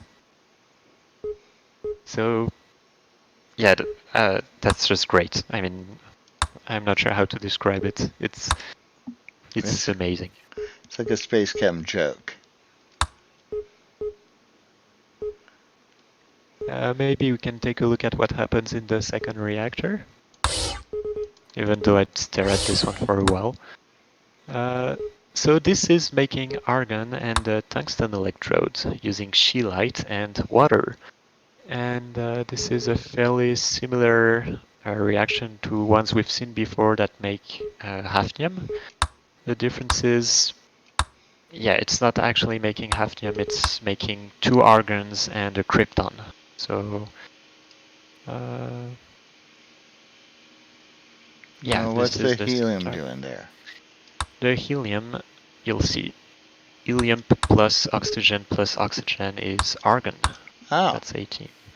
And so calcium plus the remaining 2 oxygen is krypton. So you will split that to 2 argons right now. And so we will be back at the start of the reaction.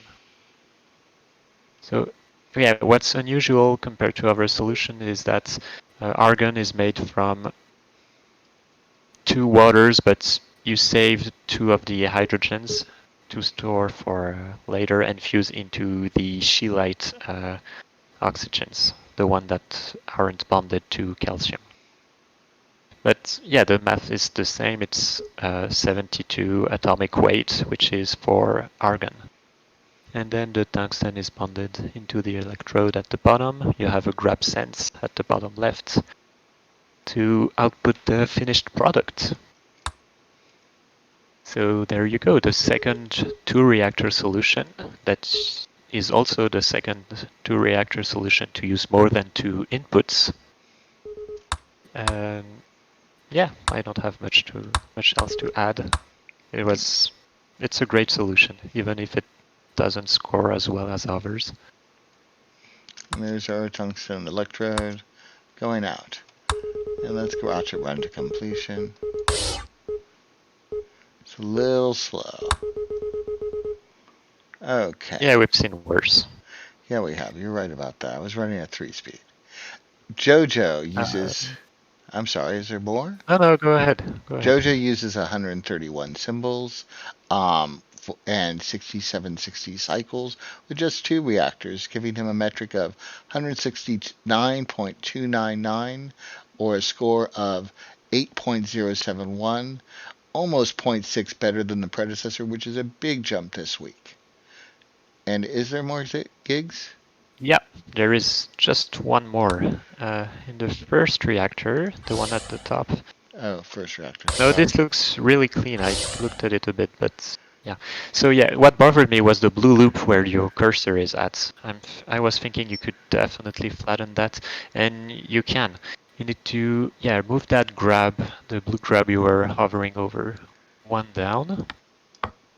Have the drop, well, one further down too, otherwise it's going to crash. You go back up on the drop instead of left. Oops, wrong color. And yeah, you have the output symbol just above the drop. And so that above the grab needs to be a flip-flop pointing down so that you can just pass in the other direction. And that arrow going left is just one row higher. Yeah, you use that one instead of the one on the flip-flop. Oh, like there? Yeah, you go back here to input another alpha. And yeah, you can hit 4 here and you will see this crash. Oh. And that is because, as you saw, blue grabbed a weld bead, and that should not happen. And, well, after the first weld bead, blue should never grab it.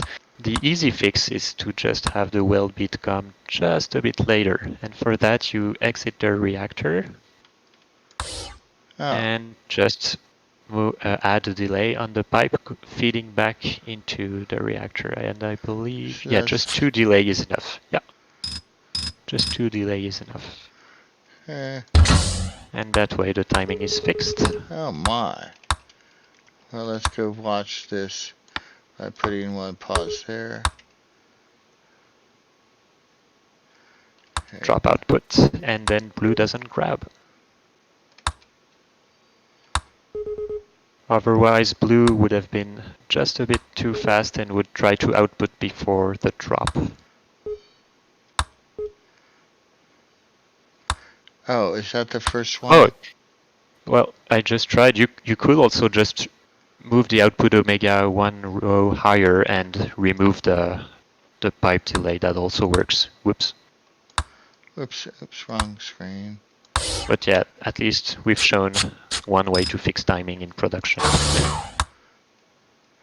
And yeah, that let's also put the works. pause here. Yeah, that's not yet. Go a few times. You need the first well bead. Yeah, you need to have the first well bead pass. And then on the next one, you will see. We just did it.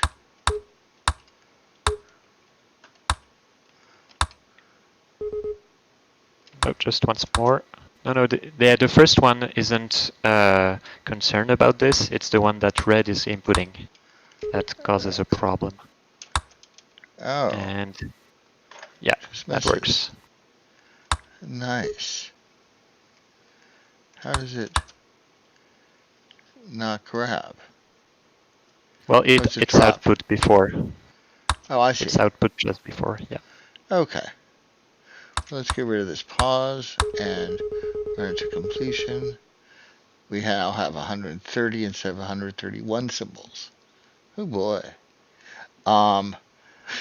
Nice job, JoJo, with a totally unique reactor. Nobody did this in this week. One weld bead, used over and over and over again, fooled the SpaceChem gods. They thought they got 20, but they just got one over and over and over again. Thank you, JoJo, for a great solution. Brookie holds 11th place, and this time Biggie is going to explain it to us. Go ahead, Biggie. Yeah, so in Brookie's approach, now that we don't have scheelite as an input, we have to build tungsten from some sort of fusion fission math. And what Brookie does is, because water is 10, makes sure to lock down that ones digit and then just add 10 at a time. So splitting the oxygen gives you a beryllium, and then the rest fuses into carbon. Adding 10 at a time to beryllium, you will eventually hit tungsten. And if you add 10 at a time to carbon, you'll eventually hit krypton, which splits cleanly into argon. Huh. That's really interesting. I'm ready for a solution. Yep. Okay, here we go. Here's the solution. 2 So this is reactors. a Scheelite ignorer.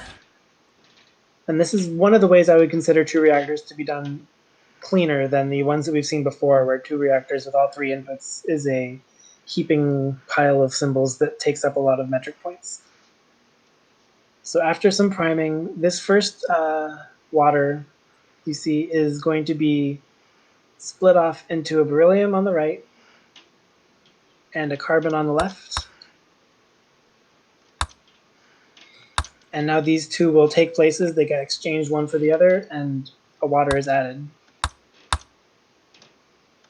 So it's just using sort of a conveyor belt here to next the beryllium is going to get the next water repeat. And this probably needs to be watched at 2 speed because the process is really slow.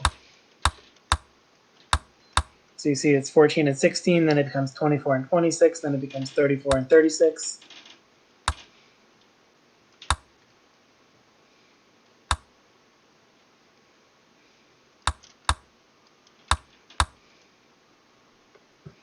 All the while, blue is counting on a sync loop to try to determine when it needs to start intervening. Oh, and it just did. And I'll put it. And 36, yeah, 36 is when the argon can be split safely. Meanwhile, now the other accumulator is 0, and so it'll start grabbing 10s. And to shortcut to make sure that you don't have to keep track of 2 accumulators again, once that hits 20, knows the other one's at 54, you'll be able to safely make 74 with no extra effort. And that is right here. Blue is going to show up, fuse xenon with calcium, and there's your tungsten, which has started with beryllium and gathered in the mass of 7 waters. And again, this is a reactor that leaves unfinished business in its steady state. When the argon is split is when red is going to actually finish this weld bead bonding.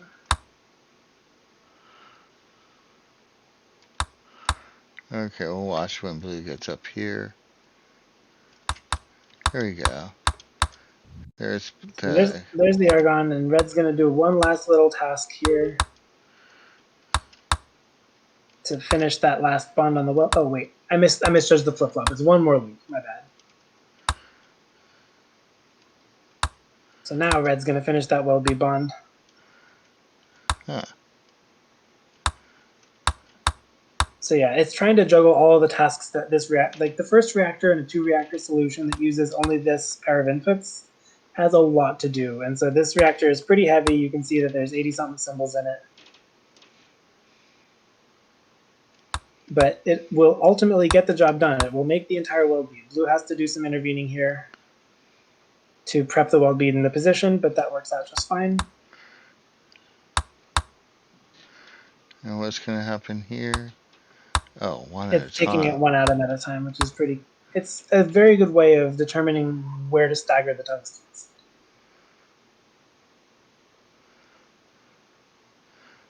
Huh. And how does it know how to stagger the tungstens? I believe it's the flip-flop counter on the right. Yeah, right there. Okay. It's going to attempt to grab a tungsten multiple times, but only one time will it actually grab it. And if it's after 1 iron, it'll be on the right side. If it's after 2 irons, it'll be on the left. And because it attempts it 3 times, it resets after 2 rows, so it is looping properly. Ah.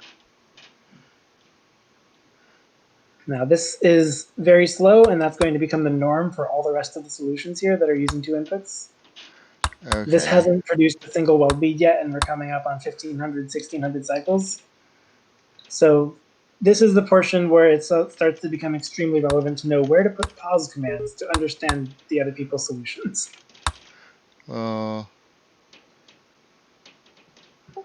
this case, you can see that blue has the flip-flop counter.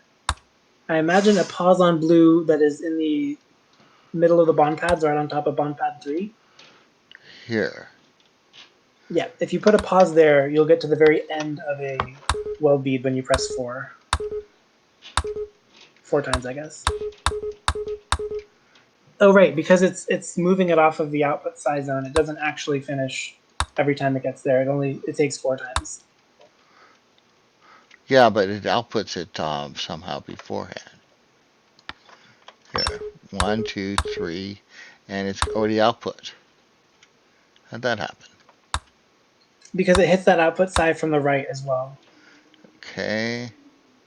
So. But that one's going to be mired in other places where that command is hit. So we can just. How about we put a. Yeah, put the red pause under the drop, and I think that's fine. Yeah, that'll at least get you 16 runs. No, that loop goes empty often. I'm right, sorry. So. Oh. This will at least help us conveniently make it to the next reactor, but it'll probably interrupt us watching the next reactor. Yeah. I think cut here, and then we find out where to put the pause, and then we try to watch it. It might just be we put a pause in reactor 2 at this point. I think we're going to put a pause in reactor 2 at this point. Let's watch this. Blue is going to. It's this flip-flop in this direction that the output happens.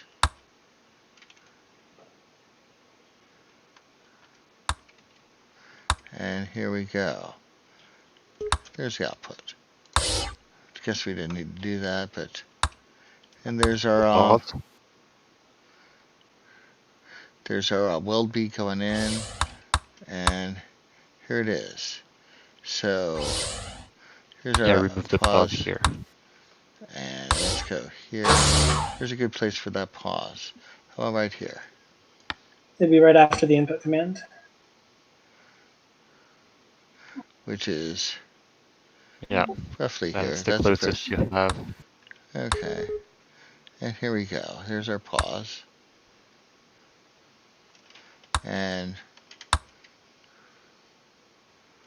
okay. It does double back on it a lot, but it does get the job done.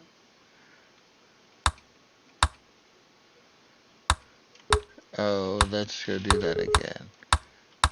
We should maybe put it after the red sync. Okay. Red sync. Where are we? Yeah, here. So it'd be in that spot, right? Yeah, right there. Okay. That's one fewer time per bounce. Okay. And here's blue sensing the iron. Oh, the iron there. And outputs. We get our 2 halves.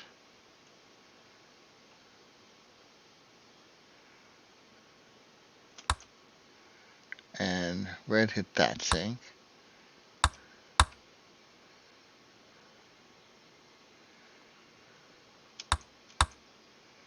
Oh, blue does a bond plus and a bond minus.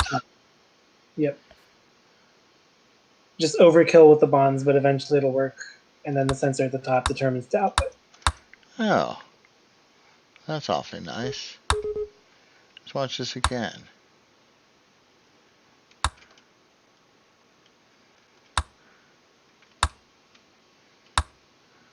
Sorry, I didn't prepare as well for this specific solution. Oh, it's okay. Let's watch this from the beginning because I want to see how red staggers these tungstens. It grabs. It has 2 grab points. It always grabs on a tungsten. Was it okay. anningmay? Okay, there's our 2 halves. Blue outputs. Yeah, it's very similar to Blueeyedrat in terms of 2 grab points. Oh, yeah. And then a swap over the sensor. Or swap over the swapper. And let's watch those double bonds being made and then destroyed. Then nice. And here we're going to output it. Okay. Let's get rid of our pause. Run it to completion. Let's exit the reactor. Watch it from this way. It's 37,000 cycles, so even at 4 speed, this takes a long time. Yeah. Now that we have the community edition, 4 speed goes much faster than it did. Oh, right, yeah. Before this, 4 speed was 200 cycles per second. That takes a long time. Right. Now it runs at your CPU's max speed, which is, I've got a decent CPU here. Brookieoz uses 2 reactors, 118 symbols, 37,748 cycles for a metric of 163.769, a score of 8.420. This is about 3.3 and a half, 0.349. I'll spell it out. Better than the previous solution. Interesting. We're now in the top 10, and the 10th position is held by Noeuchar, who has to tell us whether it's Noeuchar or Noeuchar. But we haven't heard from him, so we're just going to call him Noeuchar for some reason. Giggs is going to explain this solution, so go ahead, Giggs. Noeuchar is using scheelite with water to make everything that is needed in the nuclear reactor. This is a fairly complicated algorithm. When we were working on this with Resumes, I thought that this was one of the only thing that could work in 2 reactors, and dismissed it as too complicated, and thought that 3 reactors would be better.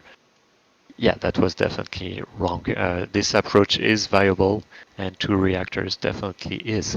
So what this is doing is it is taking everything around the tungsten to make, well, no, only the calcium and 2 oxygens to make krypton, which is 2 argons, and then the two leftover oxygens are used to make hafnium, but only after 4.5 scheelite have been used, because yes, hafnium is 9 times 8, so after 9 scheelite, you will have made 2 hafniums, which will make 8 argons in total.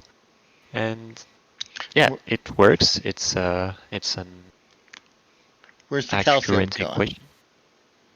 The calcium is going with 2 oxygens to make a krypton, which is then split into 2 argons.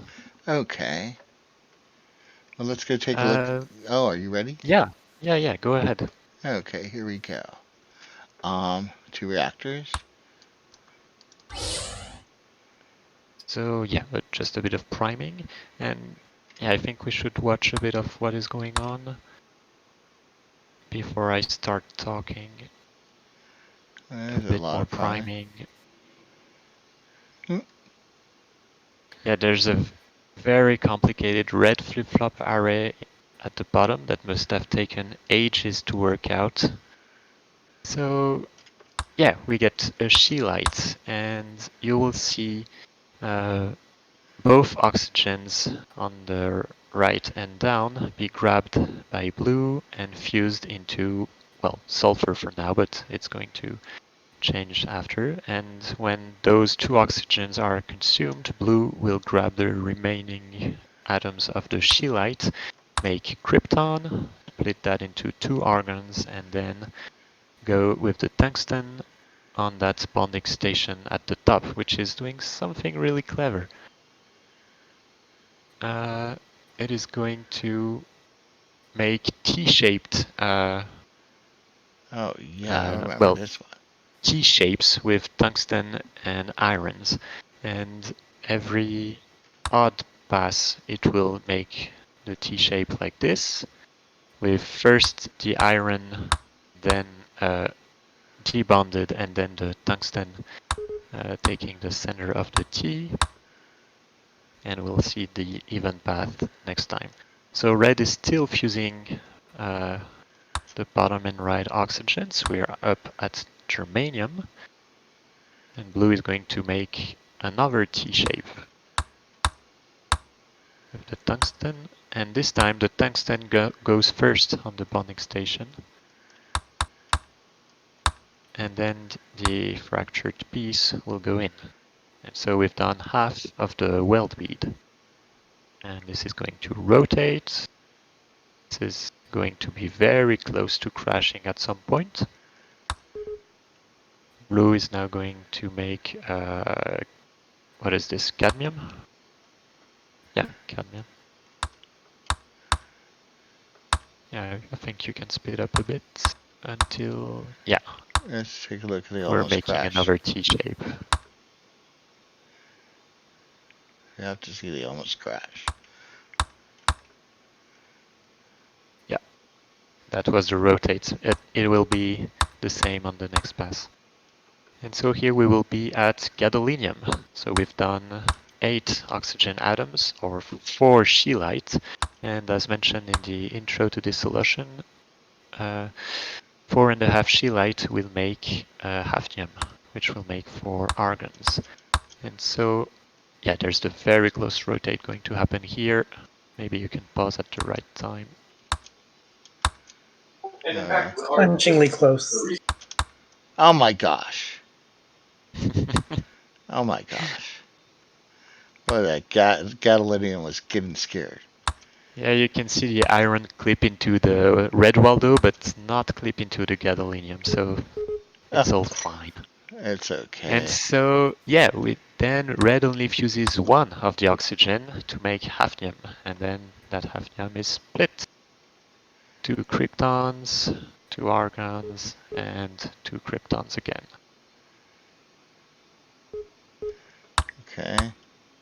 And so it's starting to make the other hafnium, but this time it will go through other atoms because we have an odd number of oxygen that red is holding. And so is we that have this sulfur. flip-flop array? Oh, so this flip-flop array, if I am correct, which is doubtful, but this is essentially a 6 counter where after the 6th path it resets the last couple of flip-flops and only 3 remain, so that makes it 9 counter. And the flip-flop in the very middle, Wait a minute. you can see 40 with your is not a cursor. Oh, it is a multiple 8. I'm sorry. Of course it is. Yeah. If you go a bit to the left and 2 spaces up, that flip-flop in the middle of all the path is the one that determines if this is an odd or even pass, I guess. And so if you need to keep 1 oxygen or both, well, it's the flip-flop that determines whether you're on the first, whether you're at 4.5 scheelite or 9. Wow. I think this is how it works. I'm not 100% sure, but yeah, this is fairly complicated flip-flop magic. I would never get something like this working. Okay, let's go watch this go out. Rotate. Oh, I missed it. Let's go put a pause there.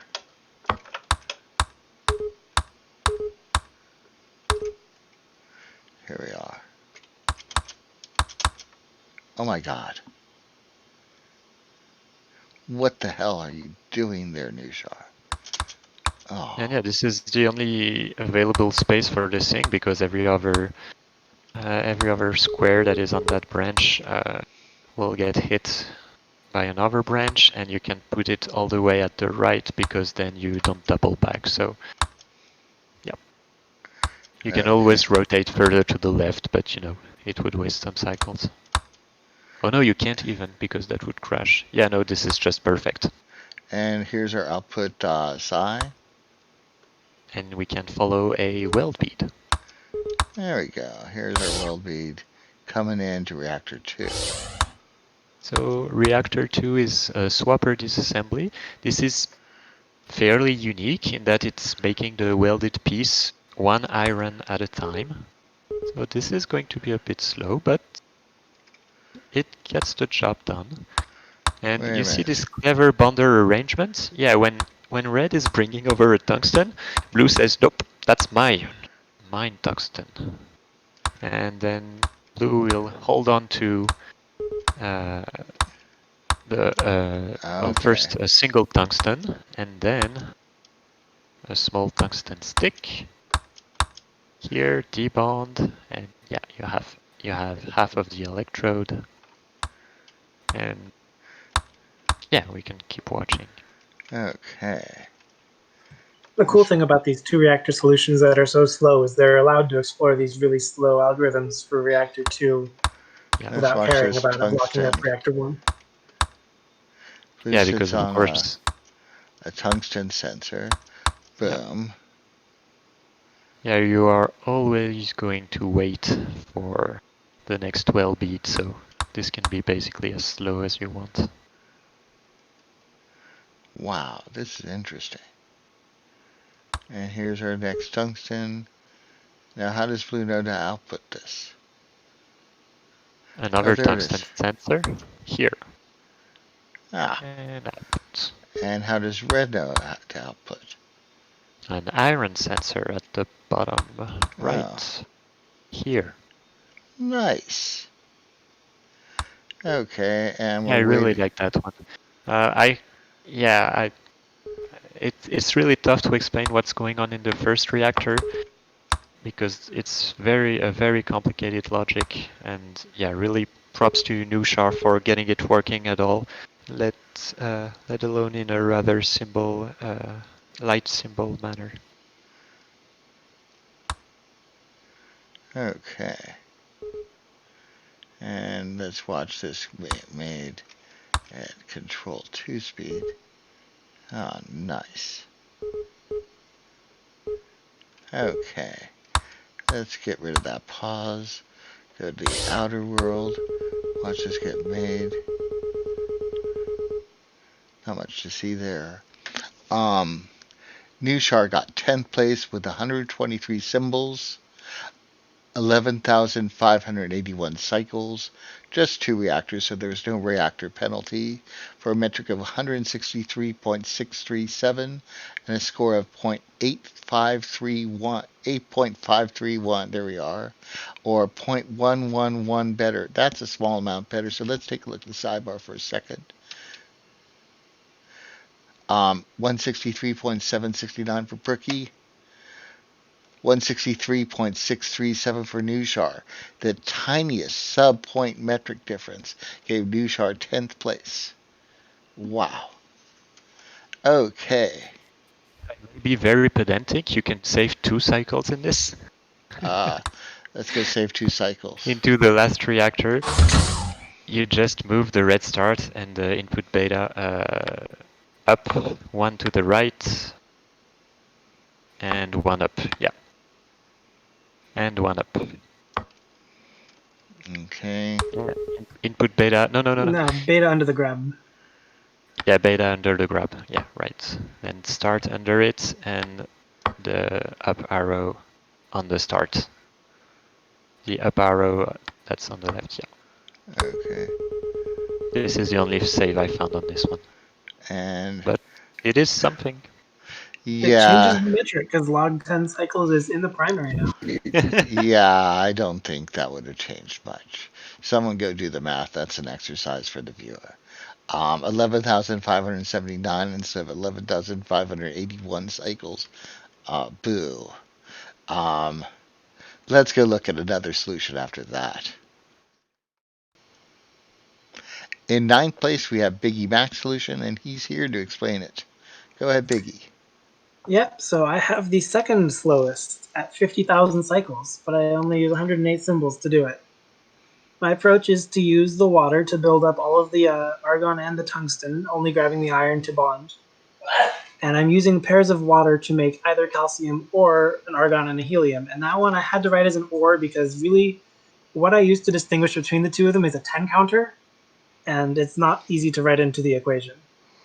And then the 10 counts 3 times it's going to produce calcium, and the other 7 it's just going to leave a helium, and it's outputting the argon, and that all adds up to 1 tungsten. The implementation of this is going to be a little messy, so let's look. Let us look. Okay, we got water and fracture piece for ignoring the scheelite, so here we go. And basically, I think you are best off hiding red at the beginning, so tab and turn red invisible, because blue is the one doing all of the nuclear math work. Okay. Yeah. Wow, this is a really clean reactor 1, Biggie. Yeah, it's so much nicer when you don't have the other Waldo in it. There's a ghost Waldo. Okay. Yeah, it's currently not doing anything active except just proceeding to the next sync. So all those flip-flops along the second column in the top or second column in the top row Second column. are, These?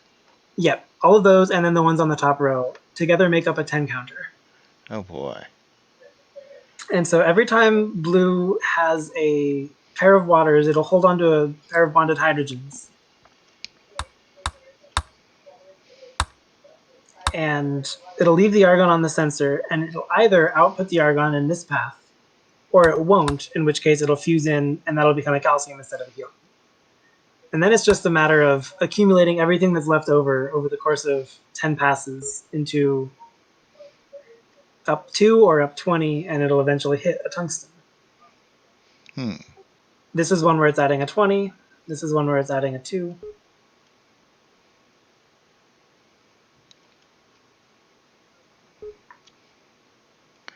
I looked at a handful of different addition paths, and there's the obvious you add 2 37 times, but that counter is too messy. So instead I'm just adding 10 different things, 3 of which are 20. And here's our... There's another 20. It's going to leave you with hafnium. The last one's going to be another 2.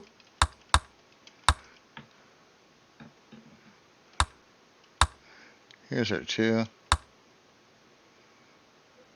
How are we going to add that to the hafnium? Oh, wow. It's still bouncing back over that out omega. And then it leaves the tungsten in that same grab drop spot, and it goes and builds another pair of helium, because the only place that I can reasonably signal to red that it's time to go is at that very top right here. So now we can make red visible, because now it's doing real work. Okay.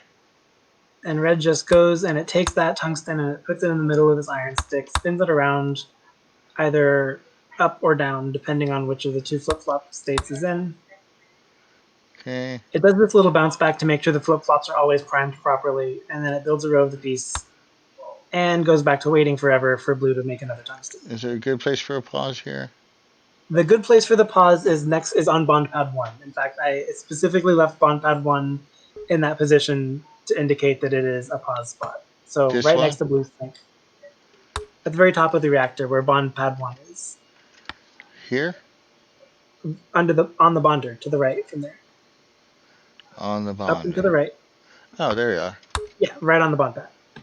So every time that pause is hit, red is about to start doing its action. Oh, wow. So that bypasses all of the blue logic of counting to 74 by 2s and 20s. Yeah, nice. Okay. And red has its own 4 counter over there to make sure that it's only outputting when the stick is finished. I couldn't find a way to make it a grad sensor without adding more symbols than it took. So where's that output? Oh. So once it finishes the bonds, it's going to travel all the way to the left and hit the output that is right underneath its start.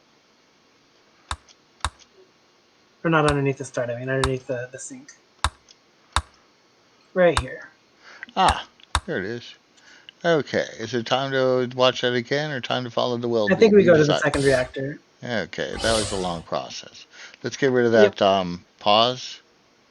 We can keep it, I think. Oh, I know where the pause goes in this reactor as well, so that we can watch it, because we don't want to wait the nearly 3,000 cycles for reactor 2 to have some business. But you put a pause on top of the sense command in the middle. Oh. One to the right from there. Just not on the command, like on the sensor. Like legitimately on top of the sensor. Got it. And that is where the pause goes for the best viewing. Okay. So it just input, and blue on its timing loop just swapped away the first tungsten. Oh, timing loop. Oh boy. Yeah, so blue never hits a sink here. There's no sinks in this reactor. It just always counts to 8. It's bond twice, swap once. Otherwise, it's just trying to build that tungsten stick. And here's a sensor. Red must have been sitting there. Yep. And so now it's up to red to use those 2 bonds that blue is hitting on its loop as often as possible to save symbols. So red doesn't have a bond plus. Oh, it has 1 here. There's 1 bond plus needed, and otherwise it's reusing all the ones blue is hitting. So this takes only 33 symbols for this reactor, which I thought was pretty good. Apparently it gets quite a bit lower for this process, but I was happy with this find. This is really neat. Really love the timing loop. I love the way the swaps go here too. Okay, here's red woken up again. And blue bonds. Yeah, because the 3 vertical bonds are made on 3 consecutive cycles, or otherwise you need to drop it or bounce back or something difficult, it was much more simple efficient to just have red carry the middle of those 3 bonds. Okay, well, let's watch it one last time. I'm curious to see when red uses this bond command rather. So when you stick these two F and inverse F together, all of the vertical bonds in the middle row are missing. So blue carries the first one, and it's 2 cycles until it carries its second one. So the cycle in the middle, red, is the one taken care of. Okay, and let's go watch blue's this bonder go. Oh, there it is. And all the here's rest this are one. just using bounce backs to make sure that those 2 cycles are the ones that are the time that the bonds need to be made. And nice. Okay. Let's get rid of this pause. Have we seen enough of this, or do we want to watch one I think more we've seen time? enough. Yeah, this is something close to 3,000 cycles per output, so it's gonna wait here for ages Oh my while gosh. blue This does is its 3 nuclear math. speed. Let's Yeah, just this go is a 4 4 speed all speed. the way through, I think. Yeah, I think so. What are you doing here?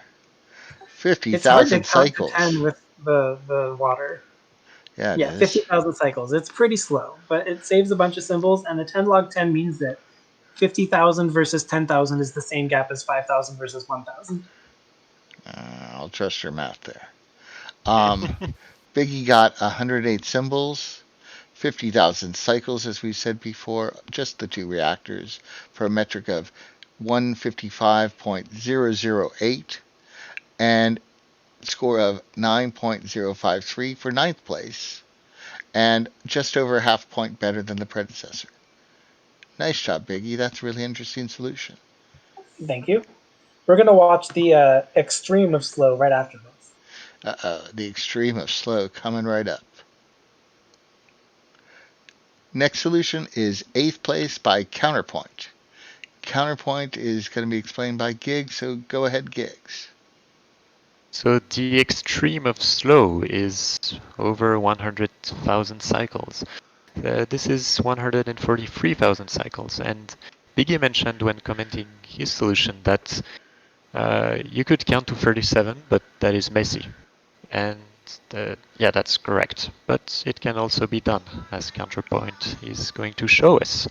So essentially, 2 waters is an argon and a helium, and then 37 heliums later, you get a tungsten. So yeah, you can see why this is slow, but let's see how it's done. Oh, let's go see. So Biggie is right, actually. 37 count flip-flop is probably too complicated. So Counterpoint doesn't do this. You can see at the bottom there's a row of sinks, 5 sinks, and a double back. So this is effectively 9 sinks. Red is hitting 2 sinks at the top left of its busy loop. And so blue will need to hit 74 sinks, which is 9 times 8. We have an 8 count flip-flop after the sync path. Okay. So yeah, that's the 8 count. Okay. So yeah, you can see red is just going around making argon and then helium, adding the helium to the ball that will then become tungsten after a pretty long while. So yeah, cesium again, hafnium. Yeah, there we go. Oh boy. This is going to be tungsten, and blue is waiting on the sink to grab right now. And then blue is making the sticks for the weld bead. And yeah, this is a fairly standard process. Wait, is it? Yeah, it is. You just remove an iron and put it at the top. And so you get the first stick done, and then I suggest you start the reaction and put a pause on the blue path. Right there. No, just actually to the right after blue sink. Otherwise, you will miss something. Here? Yep. Yeah, that's better. So yeah, Okay. that's the first stick. We've seen it. And Put the tungsten at the top, and then bring an iron back. And how that's does he the make sure second the stick. tungsten goes on the third spot? Oh, it just does its There's three a times. 3-count flip flop to determine how many times you take an iron off the top. Yeah, and so if you take 2 irons, you end up with the tungsten 3 down. Well, yeah, 3 rows from the top instead of 2. 2 rows from the top instead of 1. I'm sorry. Okay. And here we go. 1 iron, 2 irons, and you're done. And here's a grab sense. And yeah, grab sense exactly, and output. Well, And let's then get it rid of our starts all over. pause. Only 7,100 cycles later. There's a So, good I place yeah, to really pause like it this here. reactor too, though. This is an incredible reactor.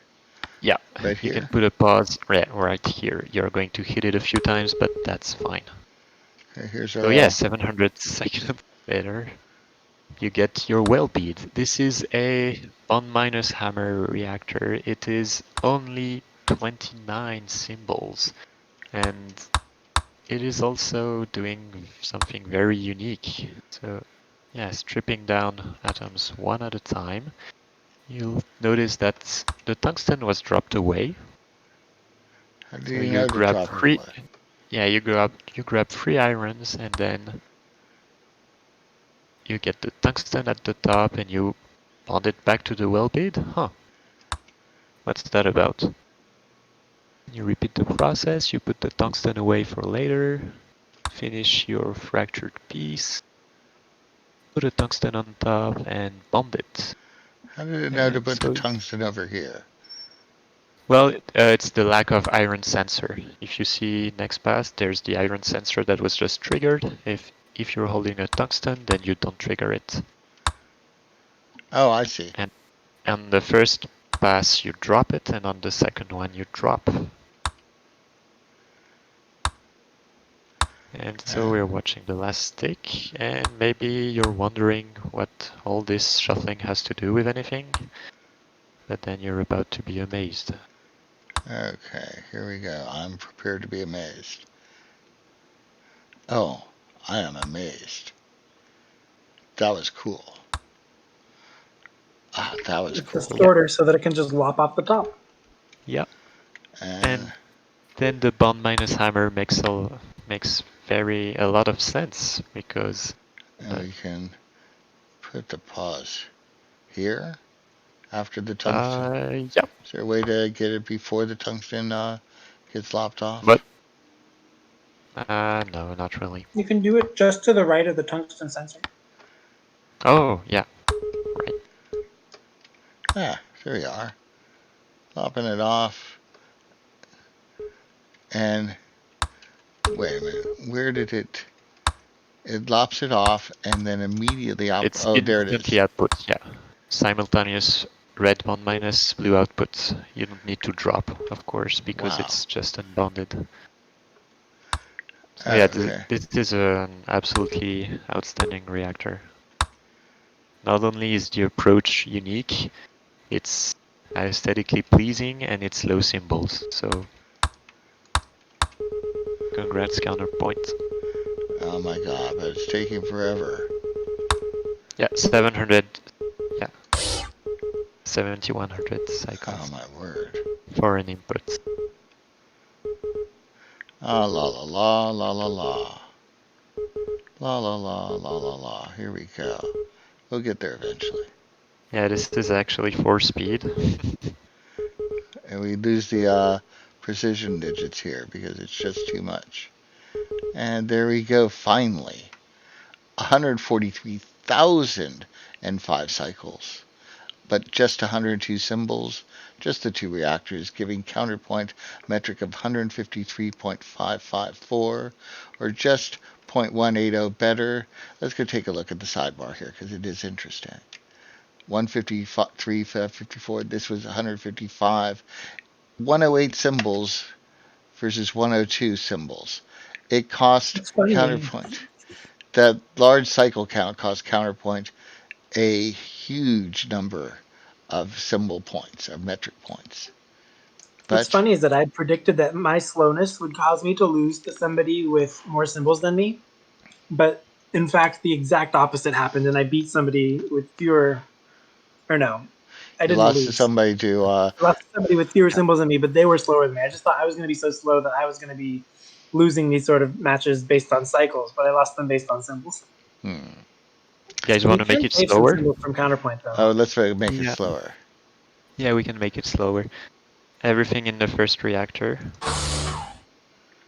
So you have to move the bonders. Yeah, bonders 1 and 2 here at the bottom are bonding Yep. the hydrogen as red travels to the left. But if they bond them as red travels to the right, you can save the 2 rotates, so you move them over 3 and up 1. Over here? Yep. And now you have to make red have a bond plus on the left one.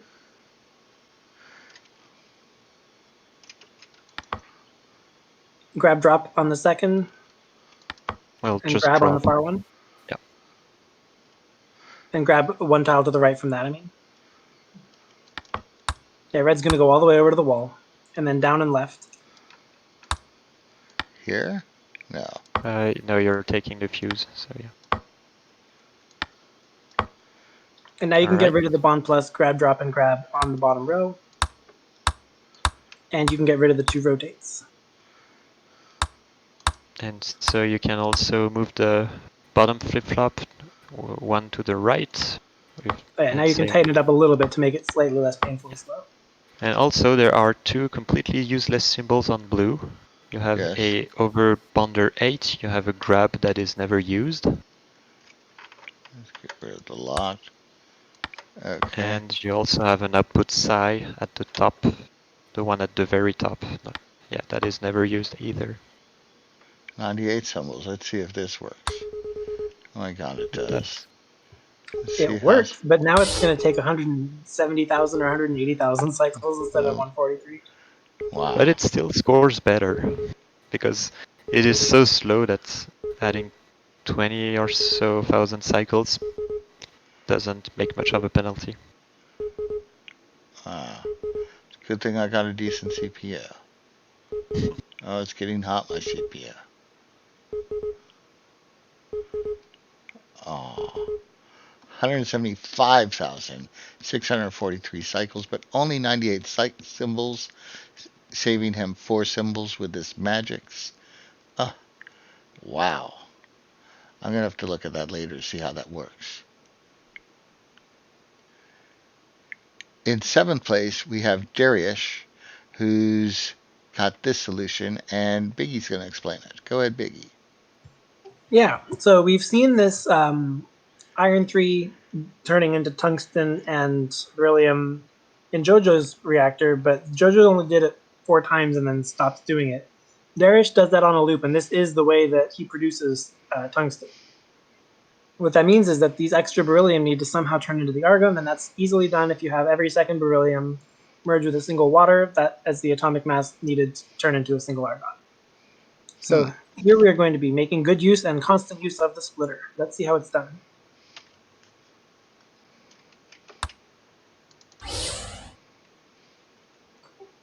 So we see here that the iron spawns on top of a splitter, just needs to be scooted over a little bit. Now blue's going to go on a counter to determine how many of these split products from iron need to be fused in before what's left on the left is a beryllium. There we go. Brilliant. And once it is, it sinks to tell red. The rest all gets fused in, and that'll make a tungsten. There's our beryllium. There's our tungsten. This is, compared to the previous 2 solutions, a very fast way of producing tungsten in a 2 reactor. You get silicon, which is 4 away from our argon. Yep. So Dariush chooses to do this merge in of a water after 1 beryllium, but before the second.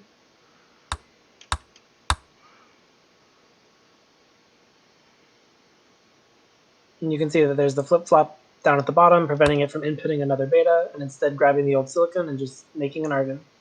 Okay. Wow. One thing I really like about so it's happening in parallel with this argon disposal, but the way that Dariush is creating the weld bead double uses rotate from two directions both times. You can see that rotate second from the top on blue, it gets passed over twice in a vertical line and it gets passed over twice in a horizontal line. Oh, nice. This is to make sure that it has an iron on either side of the tungsten, and then every other time it's also going to flip the entire row around twice to make sure that the tungstens are staggered. And I just think that's really cool to see a symbol get hit from all four directions usefully.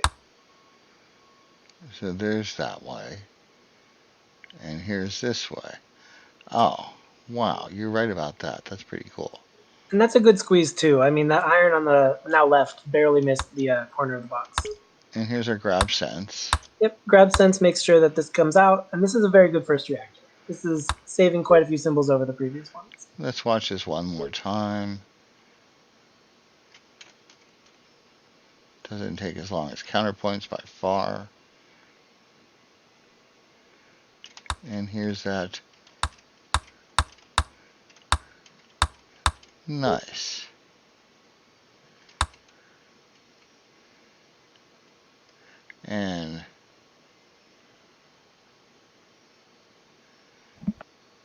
And we're done making our weld bead right around now.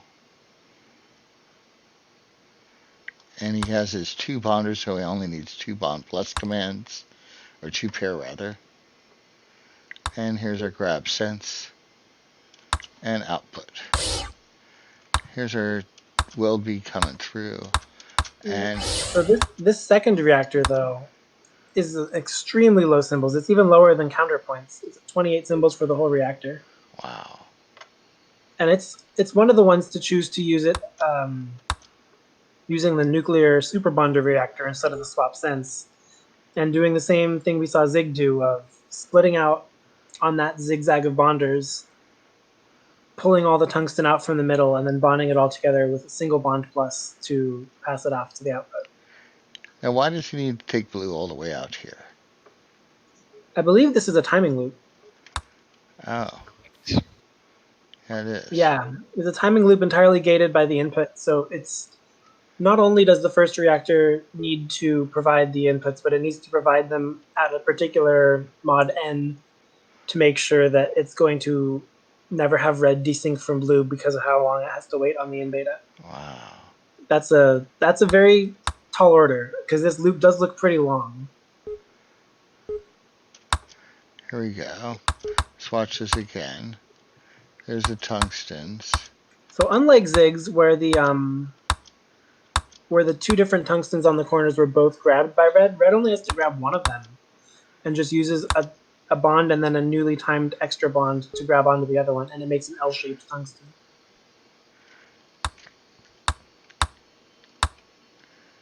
This design of this reactor is really good. Okay. And let's go at control 2 speed.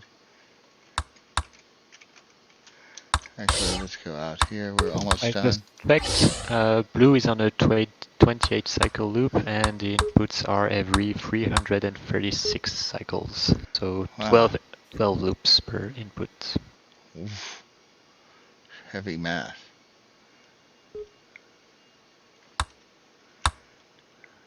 Okay.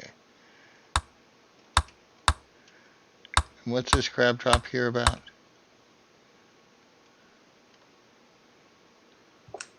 That's a good question. I think that's to drop it the first time when it's using those bonders to separate. Oh, you're right. You're right. Well, let's go run this at full speed.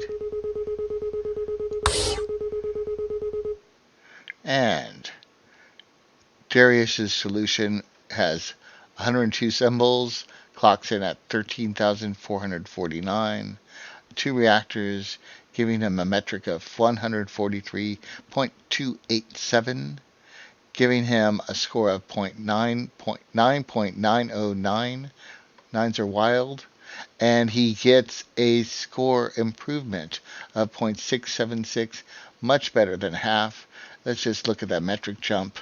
143 and change for Dariush, and 153 for Counterpoint. 10 metric difference. Wow. Nice job, Dariush. Next solution is by Team Random Element, which is me, and Chaboka. We're having a great time working together. Here we go. Let me explain how it works. We take 9 oxygen. We're going to save 9 water. We're going to save 2 oxygens, and we're left with a tungsten. So that's how we're making our tungsten. We're going to take those 2 oxygens, add them to 2 waters, and we're going to make krypton, which is 2 argons. There's our nuclear math. Let's go take a look at the solution. It's a 2-reactor solution. We're ignoring the scheelite. Here's our water coming in. Here's our big reactor. Blue starts. It gets 1 sink. Red's on a small loop, which fuses the water together, and it's going to grab here when the oxygen. You'll see that in a minute.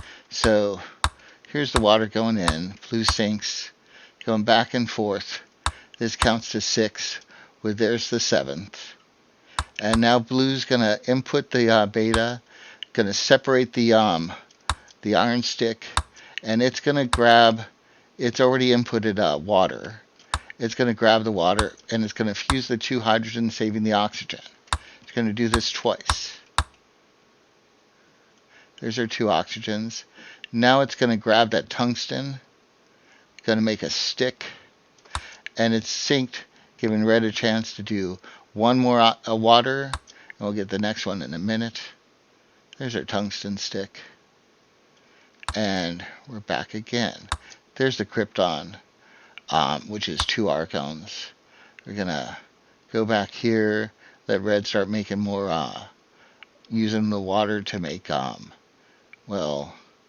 element 70, which I forget what that is. I think it's either terbium or yttrium. Yeah, we'll find out in a Terbium, I minute. think. Here we are. It's terbium, which is difficult to pronounce. I wonder what country he's from. Anyhow, here we go. There are actually quite a few elements which are named after the Iterby region, I think in Sweden, Switzerland. I can't remember. Here's our tungsten being made. Gonna go grab it. Blue's Swedish. gonna rotate the stick, which conveniently just misses that water. And there's our rotated tungsten iron stick. And we're gonna watch this again at Control 2 speed. There we go. This one didn't get rotated.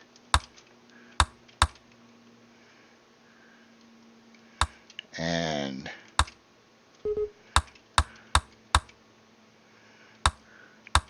here we go. There's our last tungsten going in. And making our stick. And here's our output.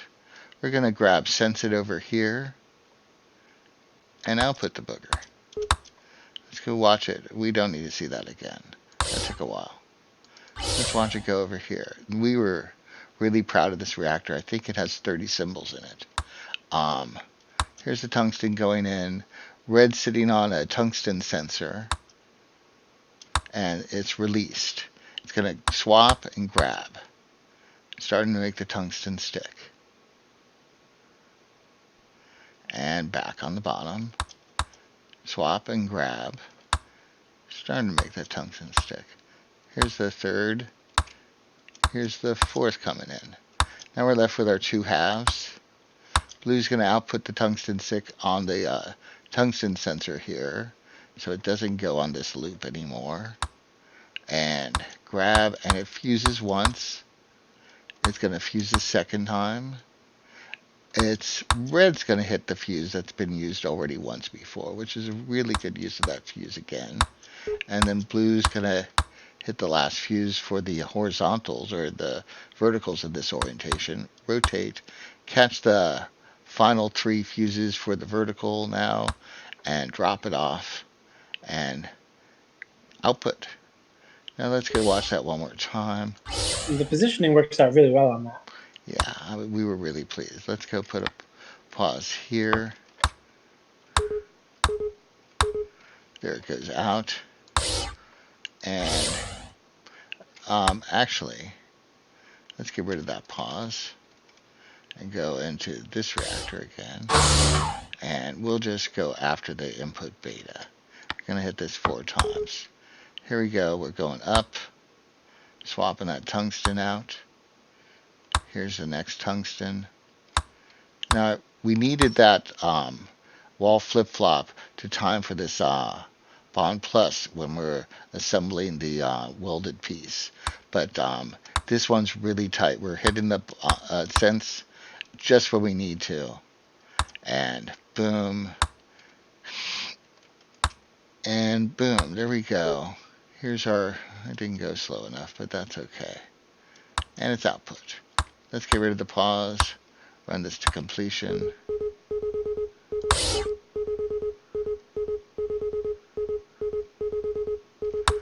And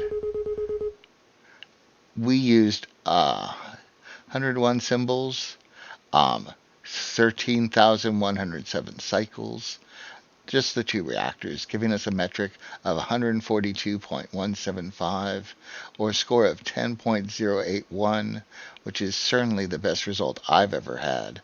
I think it's a good result for Chaboka, too. Gave us a score improvement of 0.172 improvement. Let's go take a look at the metric. 142 for us. 143 for Dariush. That was really close. But it gave us 6th place, and we're really pleased with that solution and that result. In 5th place, we have Sir, and Giggs is going to explain this. Go ahead, Giggs. So Sir titled their solution Rusted Water. So it's, the algorithm he's going to use. It is the same that was used by Dariush. So yeah, 3 irons make a tungsten and beryllium, and after 2 beryllium you add water to make argon. So let's see this. Here we go. The first reactor, we have a bunch of priming at the beginning, and so yeah, red is going to make a tungsten, fusing 2 irons and then splitting and fusing down until you end up with tungsten on the fuser and beryllium on the splitter. So that beryllium is going to be stored for later. Blue grabs the tungsten, makes a nice double use of that rotate to turn around the tungsten iron mini stick and get it back to make the bigger stick. We're making the second tungsten, and we'll see that the second beryllium now is bonded, and you grab both, which is a merged grab with the water. Yeah, we'll see that later actually, but that's that's the merge grab for the beryllium stick and the water here. So now red and blue were making argon, which is done, while blue was doing the even numbered iron tungsten stick. You see at the top left of blue's path, there are 2 paths, one with the double rotate and one without. You have 2 sinks which are needed to save a symbol on, well, blue and red have to be synced anyway, and having the 2 sinks here allows to have red do the first of the 2 bond pluses needed, so that ends up saving 1 bond plus. Now, couldn't they go after this drop? But you would add a bond plus. That was the Yeah. case. Because red doesn't know where it is. Ah, got it. And yep, we're done. We've made 1 well bead. Let's go chase it down. Yeah, you can chase it down. So this actually, is Sir's. Let's go. Show it another time. Oops. Actually, let's go here. Pause. Oh no, if you want to pause for the second reactor, there's a good space in the second one. Okay, here we'll go here. You can. Oh, yeah, no, yeah, I moved stuff around in my local copy. Yeah, this is good.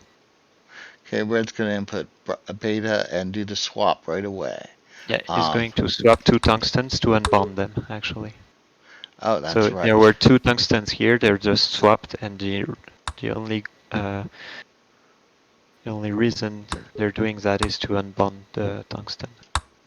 So then the hold whale bead is rotated twice, and you can do the same song and dance with the 2 remaining tungstens. And then you end up with the tungsten electrode done. And both halves of the fractured piece that you can then bond back together. So when the solutions were posted, Sir said, Wow. Yep, that just confirms my second reactor was garbage. So apparently this is garbage at It 34. is 34 symbols, which is the highest of the top 10 if I remember correctly. Yeah, that's true. Well, now, I still what's the wouldn't call it purpose garbage, of this? but What's the purpose of this wall flip-flop? I think I took it out. I am unsure. We'll do that in a minute. Yep, no purpose.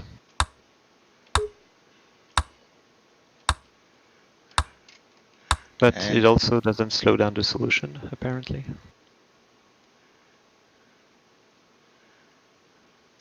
Maybe it's a remnant of some other. Okay, I love this that he has bond minus. What's this bond minus doing? Oh, because this is a bond hammer. Yeah, I love how this just has those 2 bond minus commands. And away we go. Yeah, it doesn't matter when you output because the limiting output is argon with this kind of algorithm. Since you're only making two argons per weld bead, you're only at 40 argons after everything else is done. So it doesn't matter when you output the welded piece. Okay. And could this output go over here? I think so. Yeah, it would just. It can go after the drop. It's fine. Oh. Interesting. Yeah, it only does that once. Okay. Oh. That's not important. I still like the algorithm and the bonder placements. It's the issue with this is that there are many arrows and redirection symbols. But yeah, I still think it's fairly elegant, especially with the swap to unbond the two tungstens. Yeah, I like that. Okay, well let's watch this at full speed. Okay. Sir uses 96 symbols for a grand total of 14,652 cycles, giving him a metric of 137.659, a score of 10.469, or 0.388 better than our solution. And yeah, this was the first 2 reactor solution under 100 symbols. Oh, nice. Next solutions by ToughThought in 4th place. Biggie's going to explain this one. Go ahead, Biggie. Yeah, so ToughThought notices that 4 of the water input can sum up to a single argon and a single titanium. And the usefulness of titanium is that it is a multiple of 26 away from tungsten. Now, this isn't going to be using the full tungsten fractured piece. It's only using 2 of the irons that are on it. And so it has to handle the fact that the iron's effectively only coming in multiples of 1 instead of multiples of 3. And let's see how he does that. Let's go see. Here we are. So immediately you can see that next to the input beta, there is this 3-count flip-flop and a bond minus. This means that you will always be able to get a single iron no matter what stage of the piece disassembly you are in. And that is exactly what ToughThought does. He is rastering out his those irons one at a time, one atom at a time. So the loop up here for red is going to assemble an argon, and then the next set of I missed the argon going out. Sorry about that. We'll see it it's again. fine. Yeah, the next set of water is all going to merge up into one thing with the extra 2 hydrogen from the first pair into a single titanium. And once blue is aware of that, due to the number of sinks that are hit, that titanium is about to receive 2 iron. Here's Now there's one a iron. flip flop up in the top left on blue to make sure that the first time it is not going to grab the fused product, but the second time it is, and that second fused product is in fact a tungsten. But blue isn't done yet because it needs to keep forwarding this until the next point that a tungsten would be added. And that gives rise to an interesting need for a flip-flop counter in the bottom right that is going to count to 12-ish. It's a 12 counter that'll exit to the left 4 times, then up once, then to the left 6 times, then up once. And I don't think if you were to tell me that specification, I could have designed the flip-flop array to do it, let alone do it in only 4 flip-flops in a tight space. ToughThought has a knack for finding out how to do that, and it's really impressive to see. Now this is where tungsten would go. So blue hits the sink, pair of sinks, telling red to start working. And this time we'll get the argon. Here's neon. The first one just makes a neon. The second receives only the oxygen before blue force outputs to prevent it from taking any of the other atoms. Wow, neat.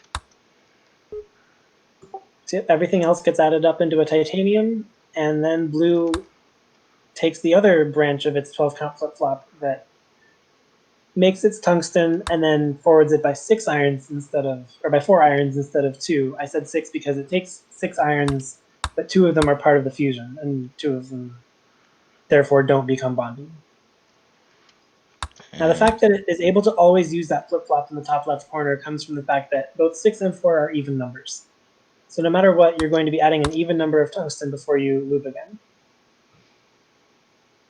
So that you know that the next time you come around, you don't grab the fusion product until it is tungsten. Now, what's extra exciting about this lower flip-flop array is that there's a way to prime it such that what you get out is a single iron. I guess no, since it's building left to right, you're getting 2 iron before blue settles into steady state. So it satisfies both parts of steady state and the initial condition perfectly, and I think that's really cool. This is one of my favorite solutions, possibly my favorite. It's really neat to watch. And we're almost done with that top row. Here we go. Hit the sink.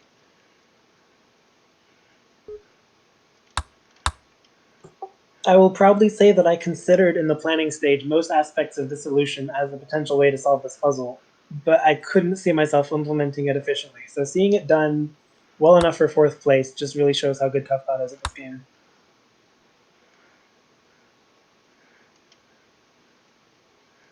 And here is our weld bead. Let's watch it go out. It's got a grab sense. And you notice that since the weld bead took 20 iron to finish because each tungsten counts as 2 iron, there is 1 iron left over here. But that doesn't matter because the 3 count toggle is pretty independent from the rest of the solution. So we can just keep using it as though it is a single iron. And here we are, grab sense, with our output, and let's go chase that down. Here it is. Oh my. Yeah, ToughThought second reactor is another one of the zigzag bonders, but it has red hammering on bond minus. Oh, this is wonderful. I remember this. It allows blue to save some of the bonds that would otherwise be broken, and it reuses those bond pluses when it grabs the tungsten into a nice C-shaped quartet.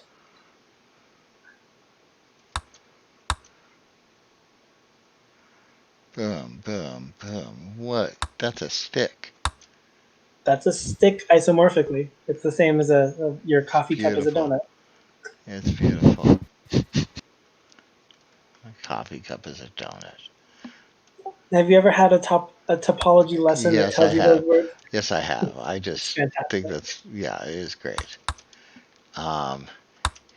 The only real drawback to this is how many times blue has to hit bond plus to compensate for the fact that red is aggressively bond minusing. But even then, with this bonder arrangement, this is really efficient and takes only 30 symbols. Let's go see what's happening here. Is there a good place to put a pause? Yes, there is. No, there isn't. If you put it right above the start, then you at least get to see the 12 states of the 12 counter. Not that that's exactly helpful, but you get to watch the flip-flops permute through 12 different states as it slowly counts. Oh. Huh. Every 2 rows, it counts back up to 12. Let us see about reactor 2. Do we have a good place to put a pause? I've always put the positive in alpha on this reactor. Okay. It gets hit twice throughout the process of building a bead, but it is there immediately once the bead is formed. This is great, this zigzag thing. Yeah, the Blue reason hit that the 8 bonders are just as powerful is the swap sense reactor. Blue hit the bond plus to prevent red from taking it apart, but now it lets red take it apart. Another bond plus, I don't think that's used. That one's used on the way down. And there's, oh, that's right. We needed these bond pluses here to make our tungsten stick. I love that tungsten so much. Yeah, he's the only one that made the tungsten that way.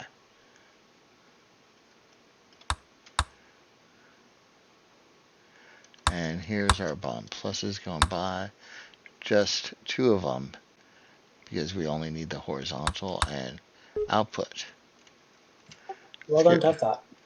Let's get rid of the pause. Let's go into the overworld and watch it go at full speed.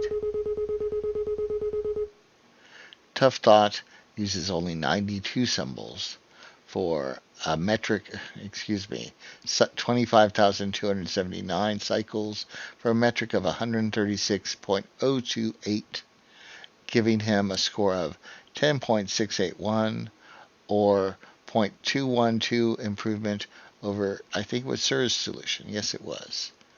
Nice job, ToughThought. In third place, we have Team Lazy and Logggy, which is Lazy Comet and Gigi Gall. And Giggs is here to explain it. Go ahead, Giggs. So this is a new algorithm, I think.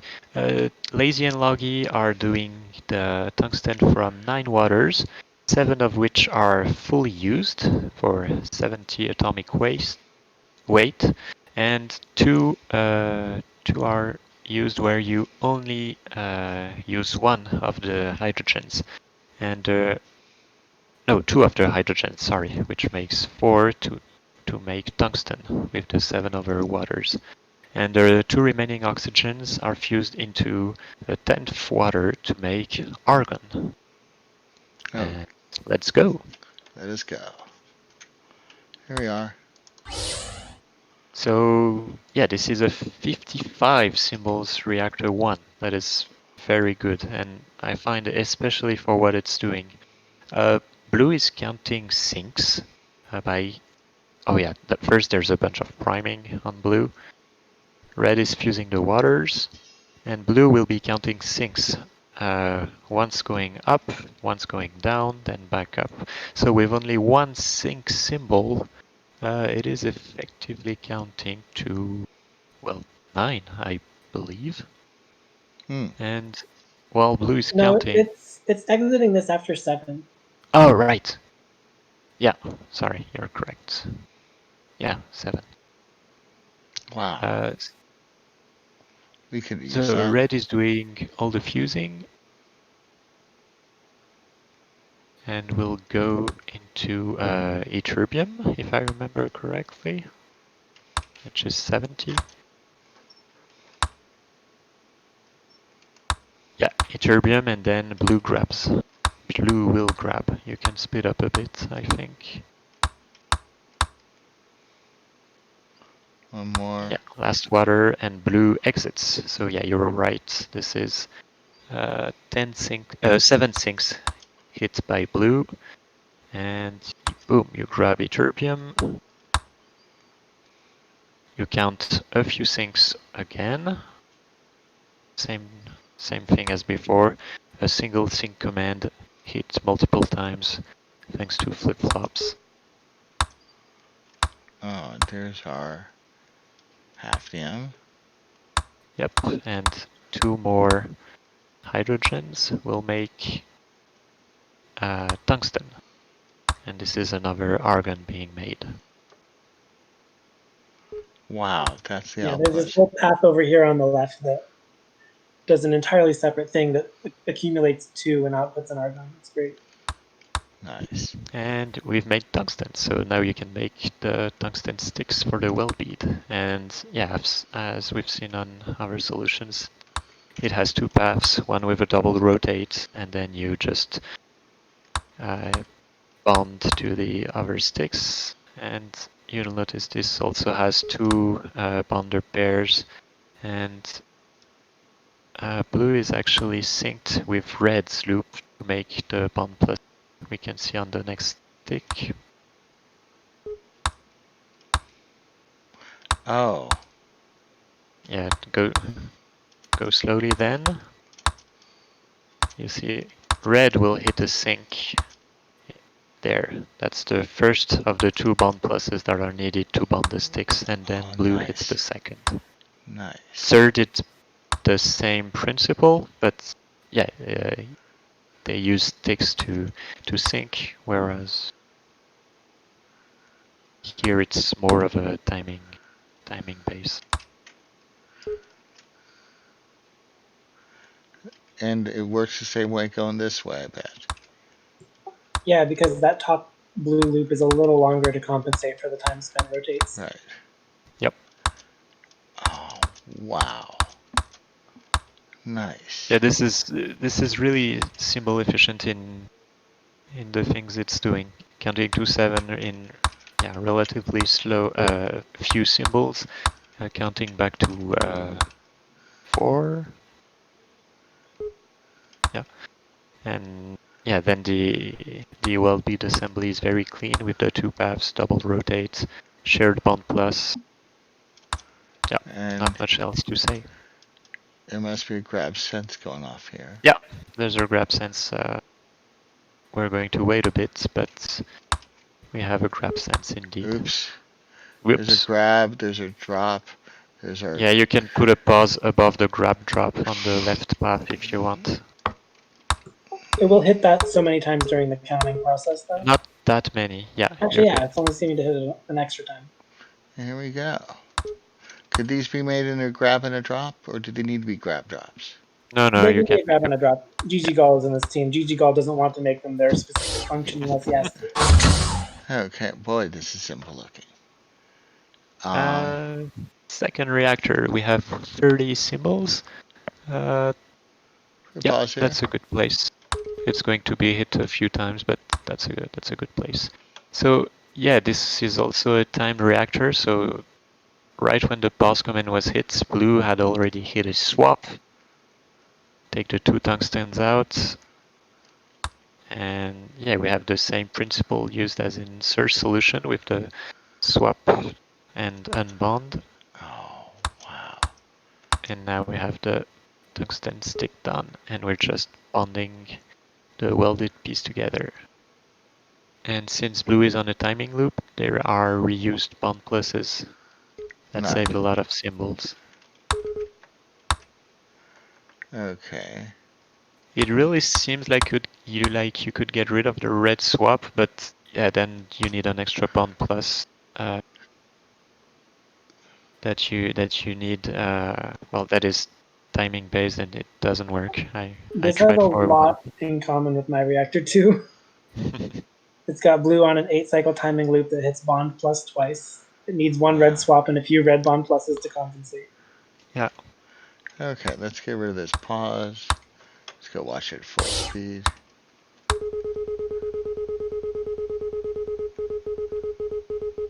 So yeah, the first reactor is really great. It's the lowest symbol count in any first reactor this week. Yeah, the only downside is that it's a bit slow with this algorithm. Okay, well, back to full speed. So we can get to the results screen. Okay. Team Lazy and Logggy, get Use 85 symbols. Yep. 31,899 cycles. Just the 2 reactors for a metric of 130.038. A score of 11.200, over a half point better than the predecessor.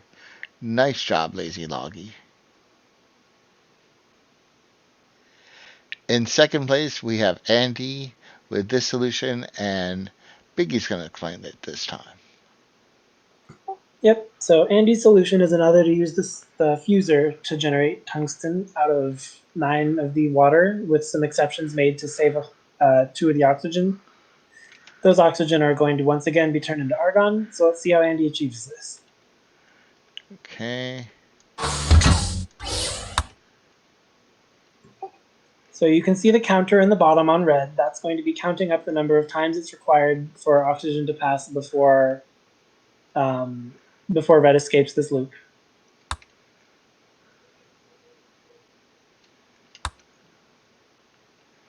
And yeah, every time it is exiting out the right, it'll hit the sink, which causes blue to come and steal any oxygen.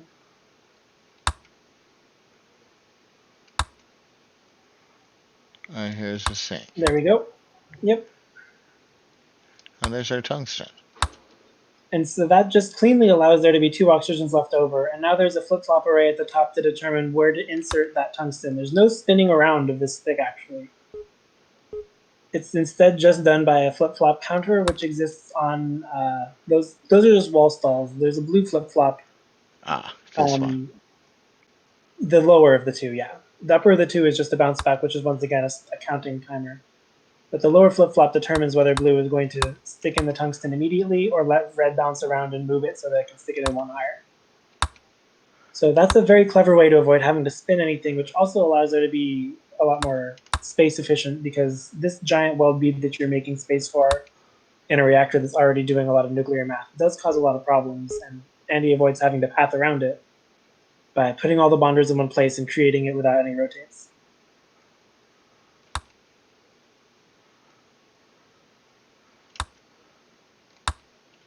And yeah, the way the blue is holding onto oxygen is, let's see how those oxygens are ultimately turned back into argon. Okay. So yeah, there's that bounce back so that red has time to move the other iron out of the way. So what happens to these 2 oxygens? Now the first one will steal 1 water and get output. There we go. And then the second one will also steal water and get output. Wow. So it cleans up after itself after it has already produced the bead. Now, how did it drop one there? So when it leaves the flip-flop counter through the top path, the one that elbows upward, I don't know how to describe it without pointing at it, but there are 2 exit conditions for this flip-flop array, and one of them exits it pointing to the right. When it does that, the oxygen never hits the fuser, right here. Oh. So it's literally just counting. Interesting. There's no drop there, but somehow that oxygen gets there. That's really neat. It drops by fusion. Okay. Here's our weld bead going out. Do we follow it or do we watch another one? I think we can follow it. Oops. Well, I didn't. So let's go watch another one. Let's watch this at Control 2 speed.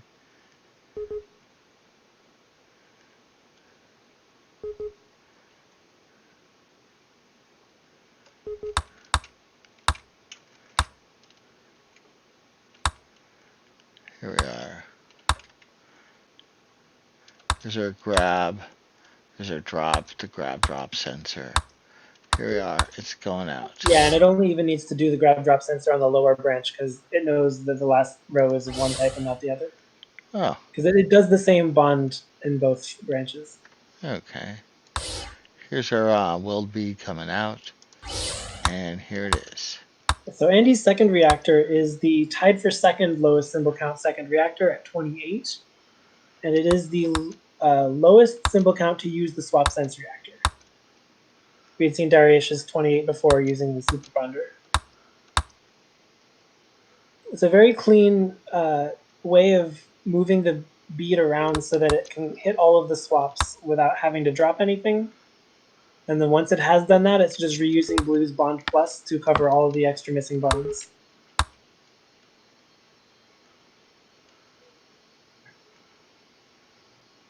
Now, how does it know to cycle back? Oh, it does. It's one loop. Never mind. Yeah, no, it's going completely linearly here. I don't think it does any bounce backs except for the one just to achieve timing on the on the bottom. Wow. And with that one extra rotate command, it's able to use a single bond plus to cover the middle of the 3 vertical bonds, and blue covers the other 2. Right. And this flip-flop, this wall flip-flop, is to compensate for that extra cycle for that rotate. No, it's just to move it to the right. It's basically a hanging flip-flop here. Oh. You notice that start is behind it so that it doesn't have to wait one extra cycle. Then how do we compensate for that extra rotate?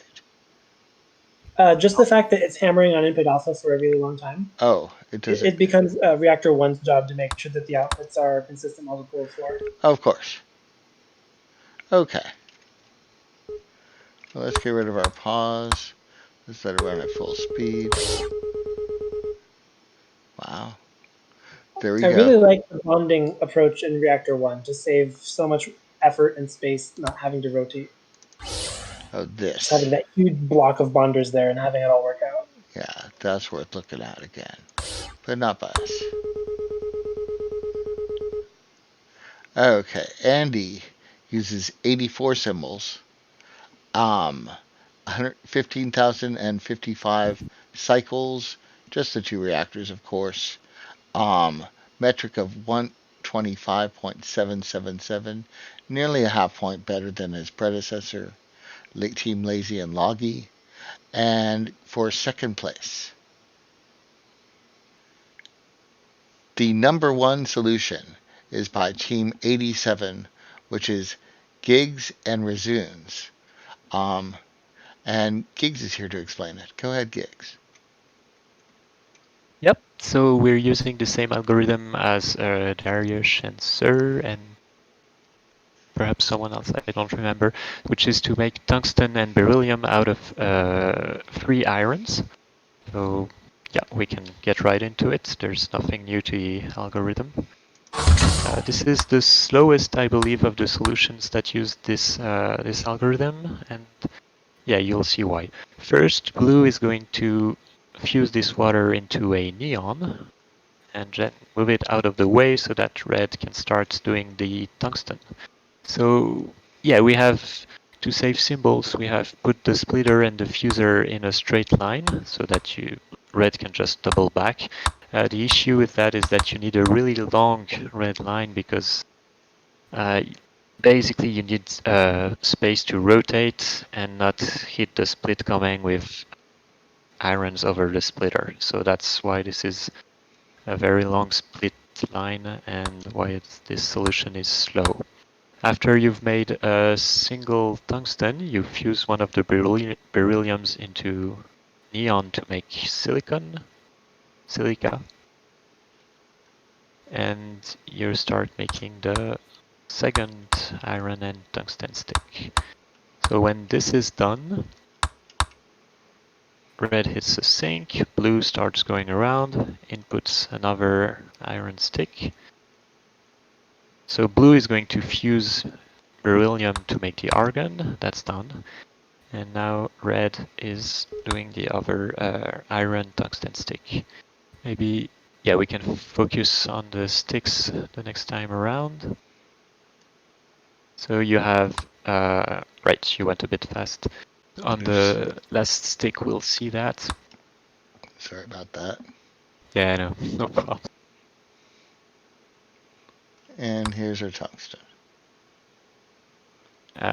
So yeah, blue is doing all the input betas. There's a single input beta command here. And when you've made a stick... Here, let's watch that argon being made because I had my mouse on the wrong place. Yep, this is argon. And red is rotating the sticks. And we have the same principle as Sir with a sink and a bond plus on blue. And blue hits a bond plus here, then sink, and hits the bond plus again to make the end of the weld bead. And we have grab sensing to output that will Right. lead. Okay. Yeah, I think this is the reactor we spent the most time on. Resumes and I both really like symbols optimization. We spent a lot of time on this puzzle. We had a lot of fun. And yeah, it was very nice to see that the results were actually good. Now, where is this going to be output? When you make the first stick again, I right see. now. Okay. Let's go chase it down. Here it is. And Oh so my. we're using, Where are the rest of the yeah, symbols? this is special. This is a super bonder reactor, 25 symbols. So this is, yeah, I'm not sure how to describe it other than just showing it. So we unbound half of the, well, not, yeah, half, and then rebound in order to have the 4 tungstens stung together. And you store that out of the way, and you just remove the tungsten electrode in an S shape. This is absolutely incredible. Yeah, it is. Thank you. And so blue is going to wait here until cycle 975, I guess. And yeah, red is doing a bunch of nonsense because red is a timing Waldo. And yeah, couple more cycles. Just one more path. Yeah, that's it. So unbound just before blue starts moving. Then blue drops. And you need just to unbond once before hitting bond plus again and simultaneous bond and output. You get just enough room so that the whole thing works. wow. For the timing, Oops. yeah, we needed 3 bond minuses. And there's, yeah, you can put a pause here. Yeah, no, that's good. We need 3 bond minuses. The first one is going to happen right here. Then you need another one 6 cycles after that, and a third one 12 cycles after that. And so, yeah, we thought that using an 18 path with the bond plus at the 2/3 would have good chances of working out. And it does, because we can make the reactor 1 go into 432 cycles, which is a multiple of 18. And then the fact that it just works out with the bond plus, with a single bond plus on red and a single bond plus on blue is Wow. Look at luck, all those I bonds guess. that are made just one. Boom. Output. Yeah, 25 symbols for reactor 2 is 3 better than anyone else. That is an incredibly large margin. But seeing how it is done, it's non-trivial, and you guys found a really cool way of doing it. Yeah, you did. There are very few bonder, nuclear bonder reactors for number 2, and they're all really interesting.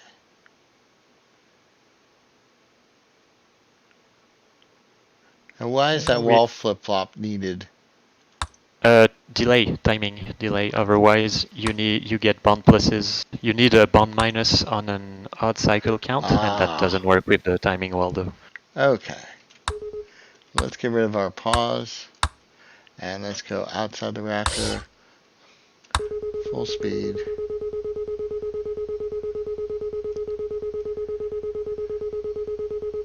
Oh, and it's the argon that's the slow one. Yeah, Which is argon unique. is, as with all iron algorithms, argon is limiting. And I completely forgot to blame Resumes for all the shortcomings in our solution. Nice job. Bad job, Resumes. And here we go. It's solved. 80 symbols, which is 4 better than the best. 17,289 cycles. Just the 2 reactors, of course. A metric of 122.378. A perfect score of 12.0. and 0.376 improvement over Andy's solution for first place. Nice job, Team 87. Nice job, Gigs and Resumes. Thank you. And no video would be complete without some bonus solutions. Here's Andy's bonus solution. Going to be explained by Biggie Mac. Go ahead, Biggie. Yeah, so Andy has chosen to make a solution which doesn't use water input or scheelite. It's only using the iron input. And it shows that Andy did in fact consider that you can split down this 3 irons into tungsten and a beryllium, but didn't see an efficient way to turn the beryllium into argon in his solution, which is why he chose to do a fusion one instead that was just building up waters. In this solution, he's going to turn element 4 times 9 into 36, and then split that into 18. And the way that he identifies 36 is not by counting, but instead by attempted bonding. Krypton is the first noble gas you encounter when you're counting up by 4s. So when the bonding fails, you know that the atom is krypton, and you're going to split that into argon. Let's see it work. Let's see this work. Okay. Here we are. Now with 112 symbols, it's almost 30, I think 28 symbols worse than his submission. And there's a lot of time spent priming at the beginning. But for a bonus solution, this is very novel. So here we get to see Andy's take on the split down to beryllium, with many of the same idioms as the other solutions. And in fact, they managed to have the flip-flop around the corner on their splitter, the red flip-flop that's in the top left of the output zone. It's primed, wherein I know in gigs and resumes it is not primed. The lower output zone. Here. There's a flip-flop pointing right in the top left corner of output. Yes, that flip-flop is not primed in gigs and resumes solution, and Andy manages to make it be primed, which I find funny. Wow. So there's potentially a symbol be saved in Resumes and Gig solution? Yeah, well, when they shared it, Dariush immediately jumped in and said, "This is an unprimed flip-flop in our winner?" And IEEE basically responded, "Yeah, really good luck priming that. It's going to be really hard." I think there's different requirements in their solution versus this one. Now, how Yeah, do they? Andy, How does it put the tungsten at? I remember I saw this, but I've forgotten now. I don't entirely remember. Well, let's go see. I think blue must be counting. Is I it see a lot here? of flip-flops on the blue on the wall. Oh yeah, it just depends on when blue goes by. So blue. Oh, blue it goes times by it. Red is here going to or add, goes by here. Yeah, red is going to raster the 3 iron in, and blue is going to either be before or after the second one. Right. If it takes that long route, then it'll be after.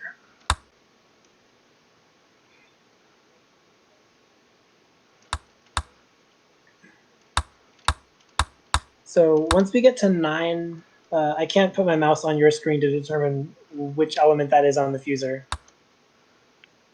Magnesium, yeah. So we're still quite a bit away. I think we need to make 2 full weld beads and then 1 more row before we get to see the bond sensor. We watch that make its way up to Krypton. When it is germanium, it doesn't fail, because that still will take a bond. But then the one after that, it'll try to bond the new beryllium in and fail. So here we watch what it's doing in this case. It's bonding and then it's fusing on top of the bonder. Or it's bonding and it's fusing the 2 bonded pieces. Let's go again. Now it has a krypton, and oh no, the thing didn't happen yet. So now it has the krypton. So the next time that we come down for the beryllium, it's going to try to fuse into that krypton and fail. Or try to bond to that krypton, I mean, and bring it up to the fuser. But it's going to fail because krypton's max bonds is 0. So this bond right here is going to fail. Yep. Here's our sink.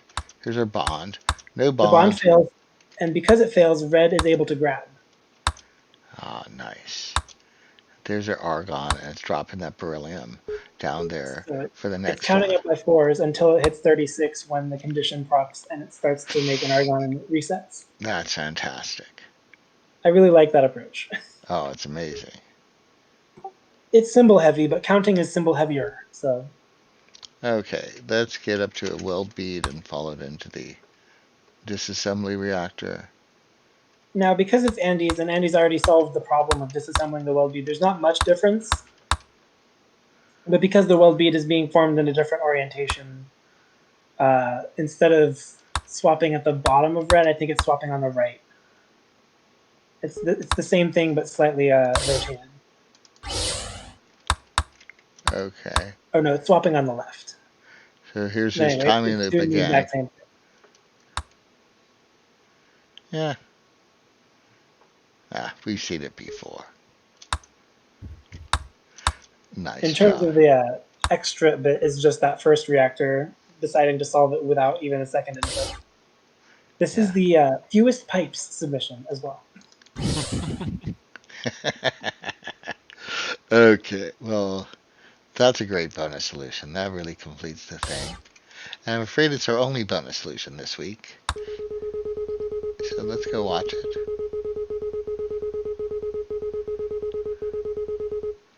Boy, 112 symbols, 42,665 cycles, but he only used the fractured piece, which is really cool. And thank you very much, Andy, for that bonus solution. That was fun. Time for the results. Suddenly Welding Week 6, we have in 10th place Noeuchar. Biggie Mac here got 9th place. Nice job, Biggie. Yeah, thanks. Counterpoint got 8th place. Dariush at 7th. And Random Element got 6th place. That's me and Chaboka. 5th place was Sir. ToughThought got 4th. Team Lazy and Logggy, that's Lazy Comet and Gigi Gall, in 3rd place. Andy got 2nd. And Team 87 in 1st place. That's Razoons and Gigs. Nice job. Thanks, and thank you, Razoons. Yes. Our current standings are here. Noeuchar's in 10th place. Biggie Mac here is in 9th place. Gigi Gall in 8th and Gigs in 7th. Nice job, Gigs, and nice job, Biggie. In 6th place is ToughThought. Dariush is in 5th place. Razoons is in 4th. brookieoz in 3rd. Sir in 2nd. And Andy is our leader in 1st place. Yeah. 2 new teams have been formed. First team is Team Zot. That's a team of ToughThought and Zig. That'll be a powerful team for sure. And the second team has no name yet. It's brookieoz and first-time player anningmay. That's going to be a great team too. Anningmay's been doing really well, and Brookie's been commentating and has been clearly knows what he's doing. This has been round 6 Suddenly Welding video. I'm Rexkix. I've got Biggie Mac with me. Yep, thanks for having us. And Gigs. Yep, the same. Thank you for watching. As I said, this is SpaceChem Tournament 2020. This is the round 6 results video. And see you in another video. Bye, everybody.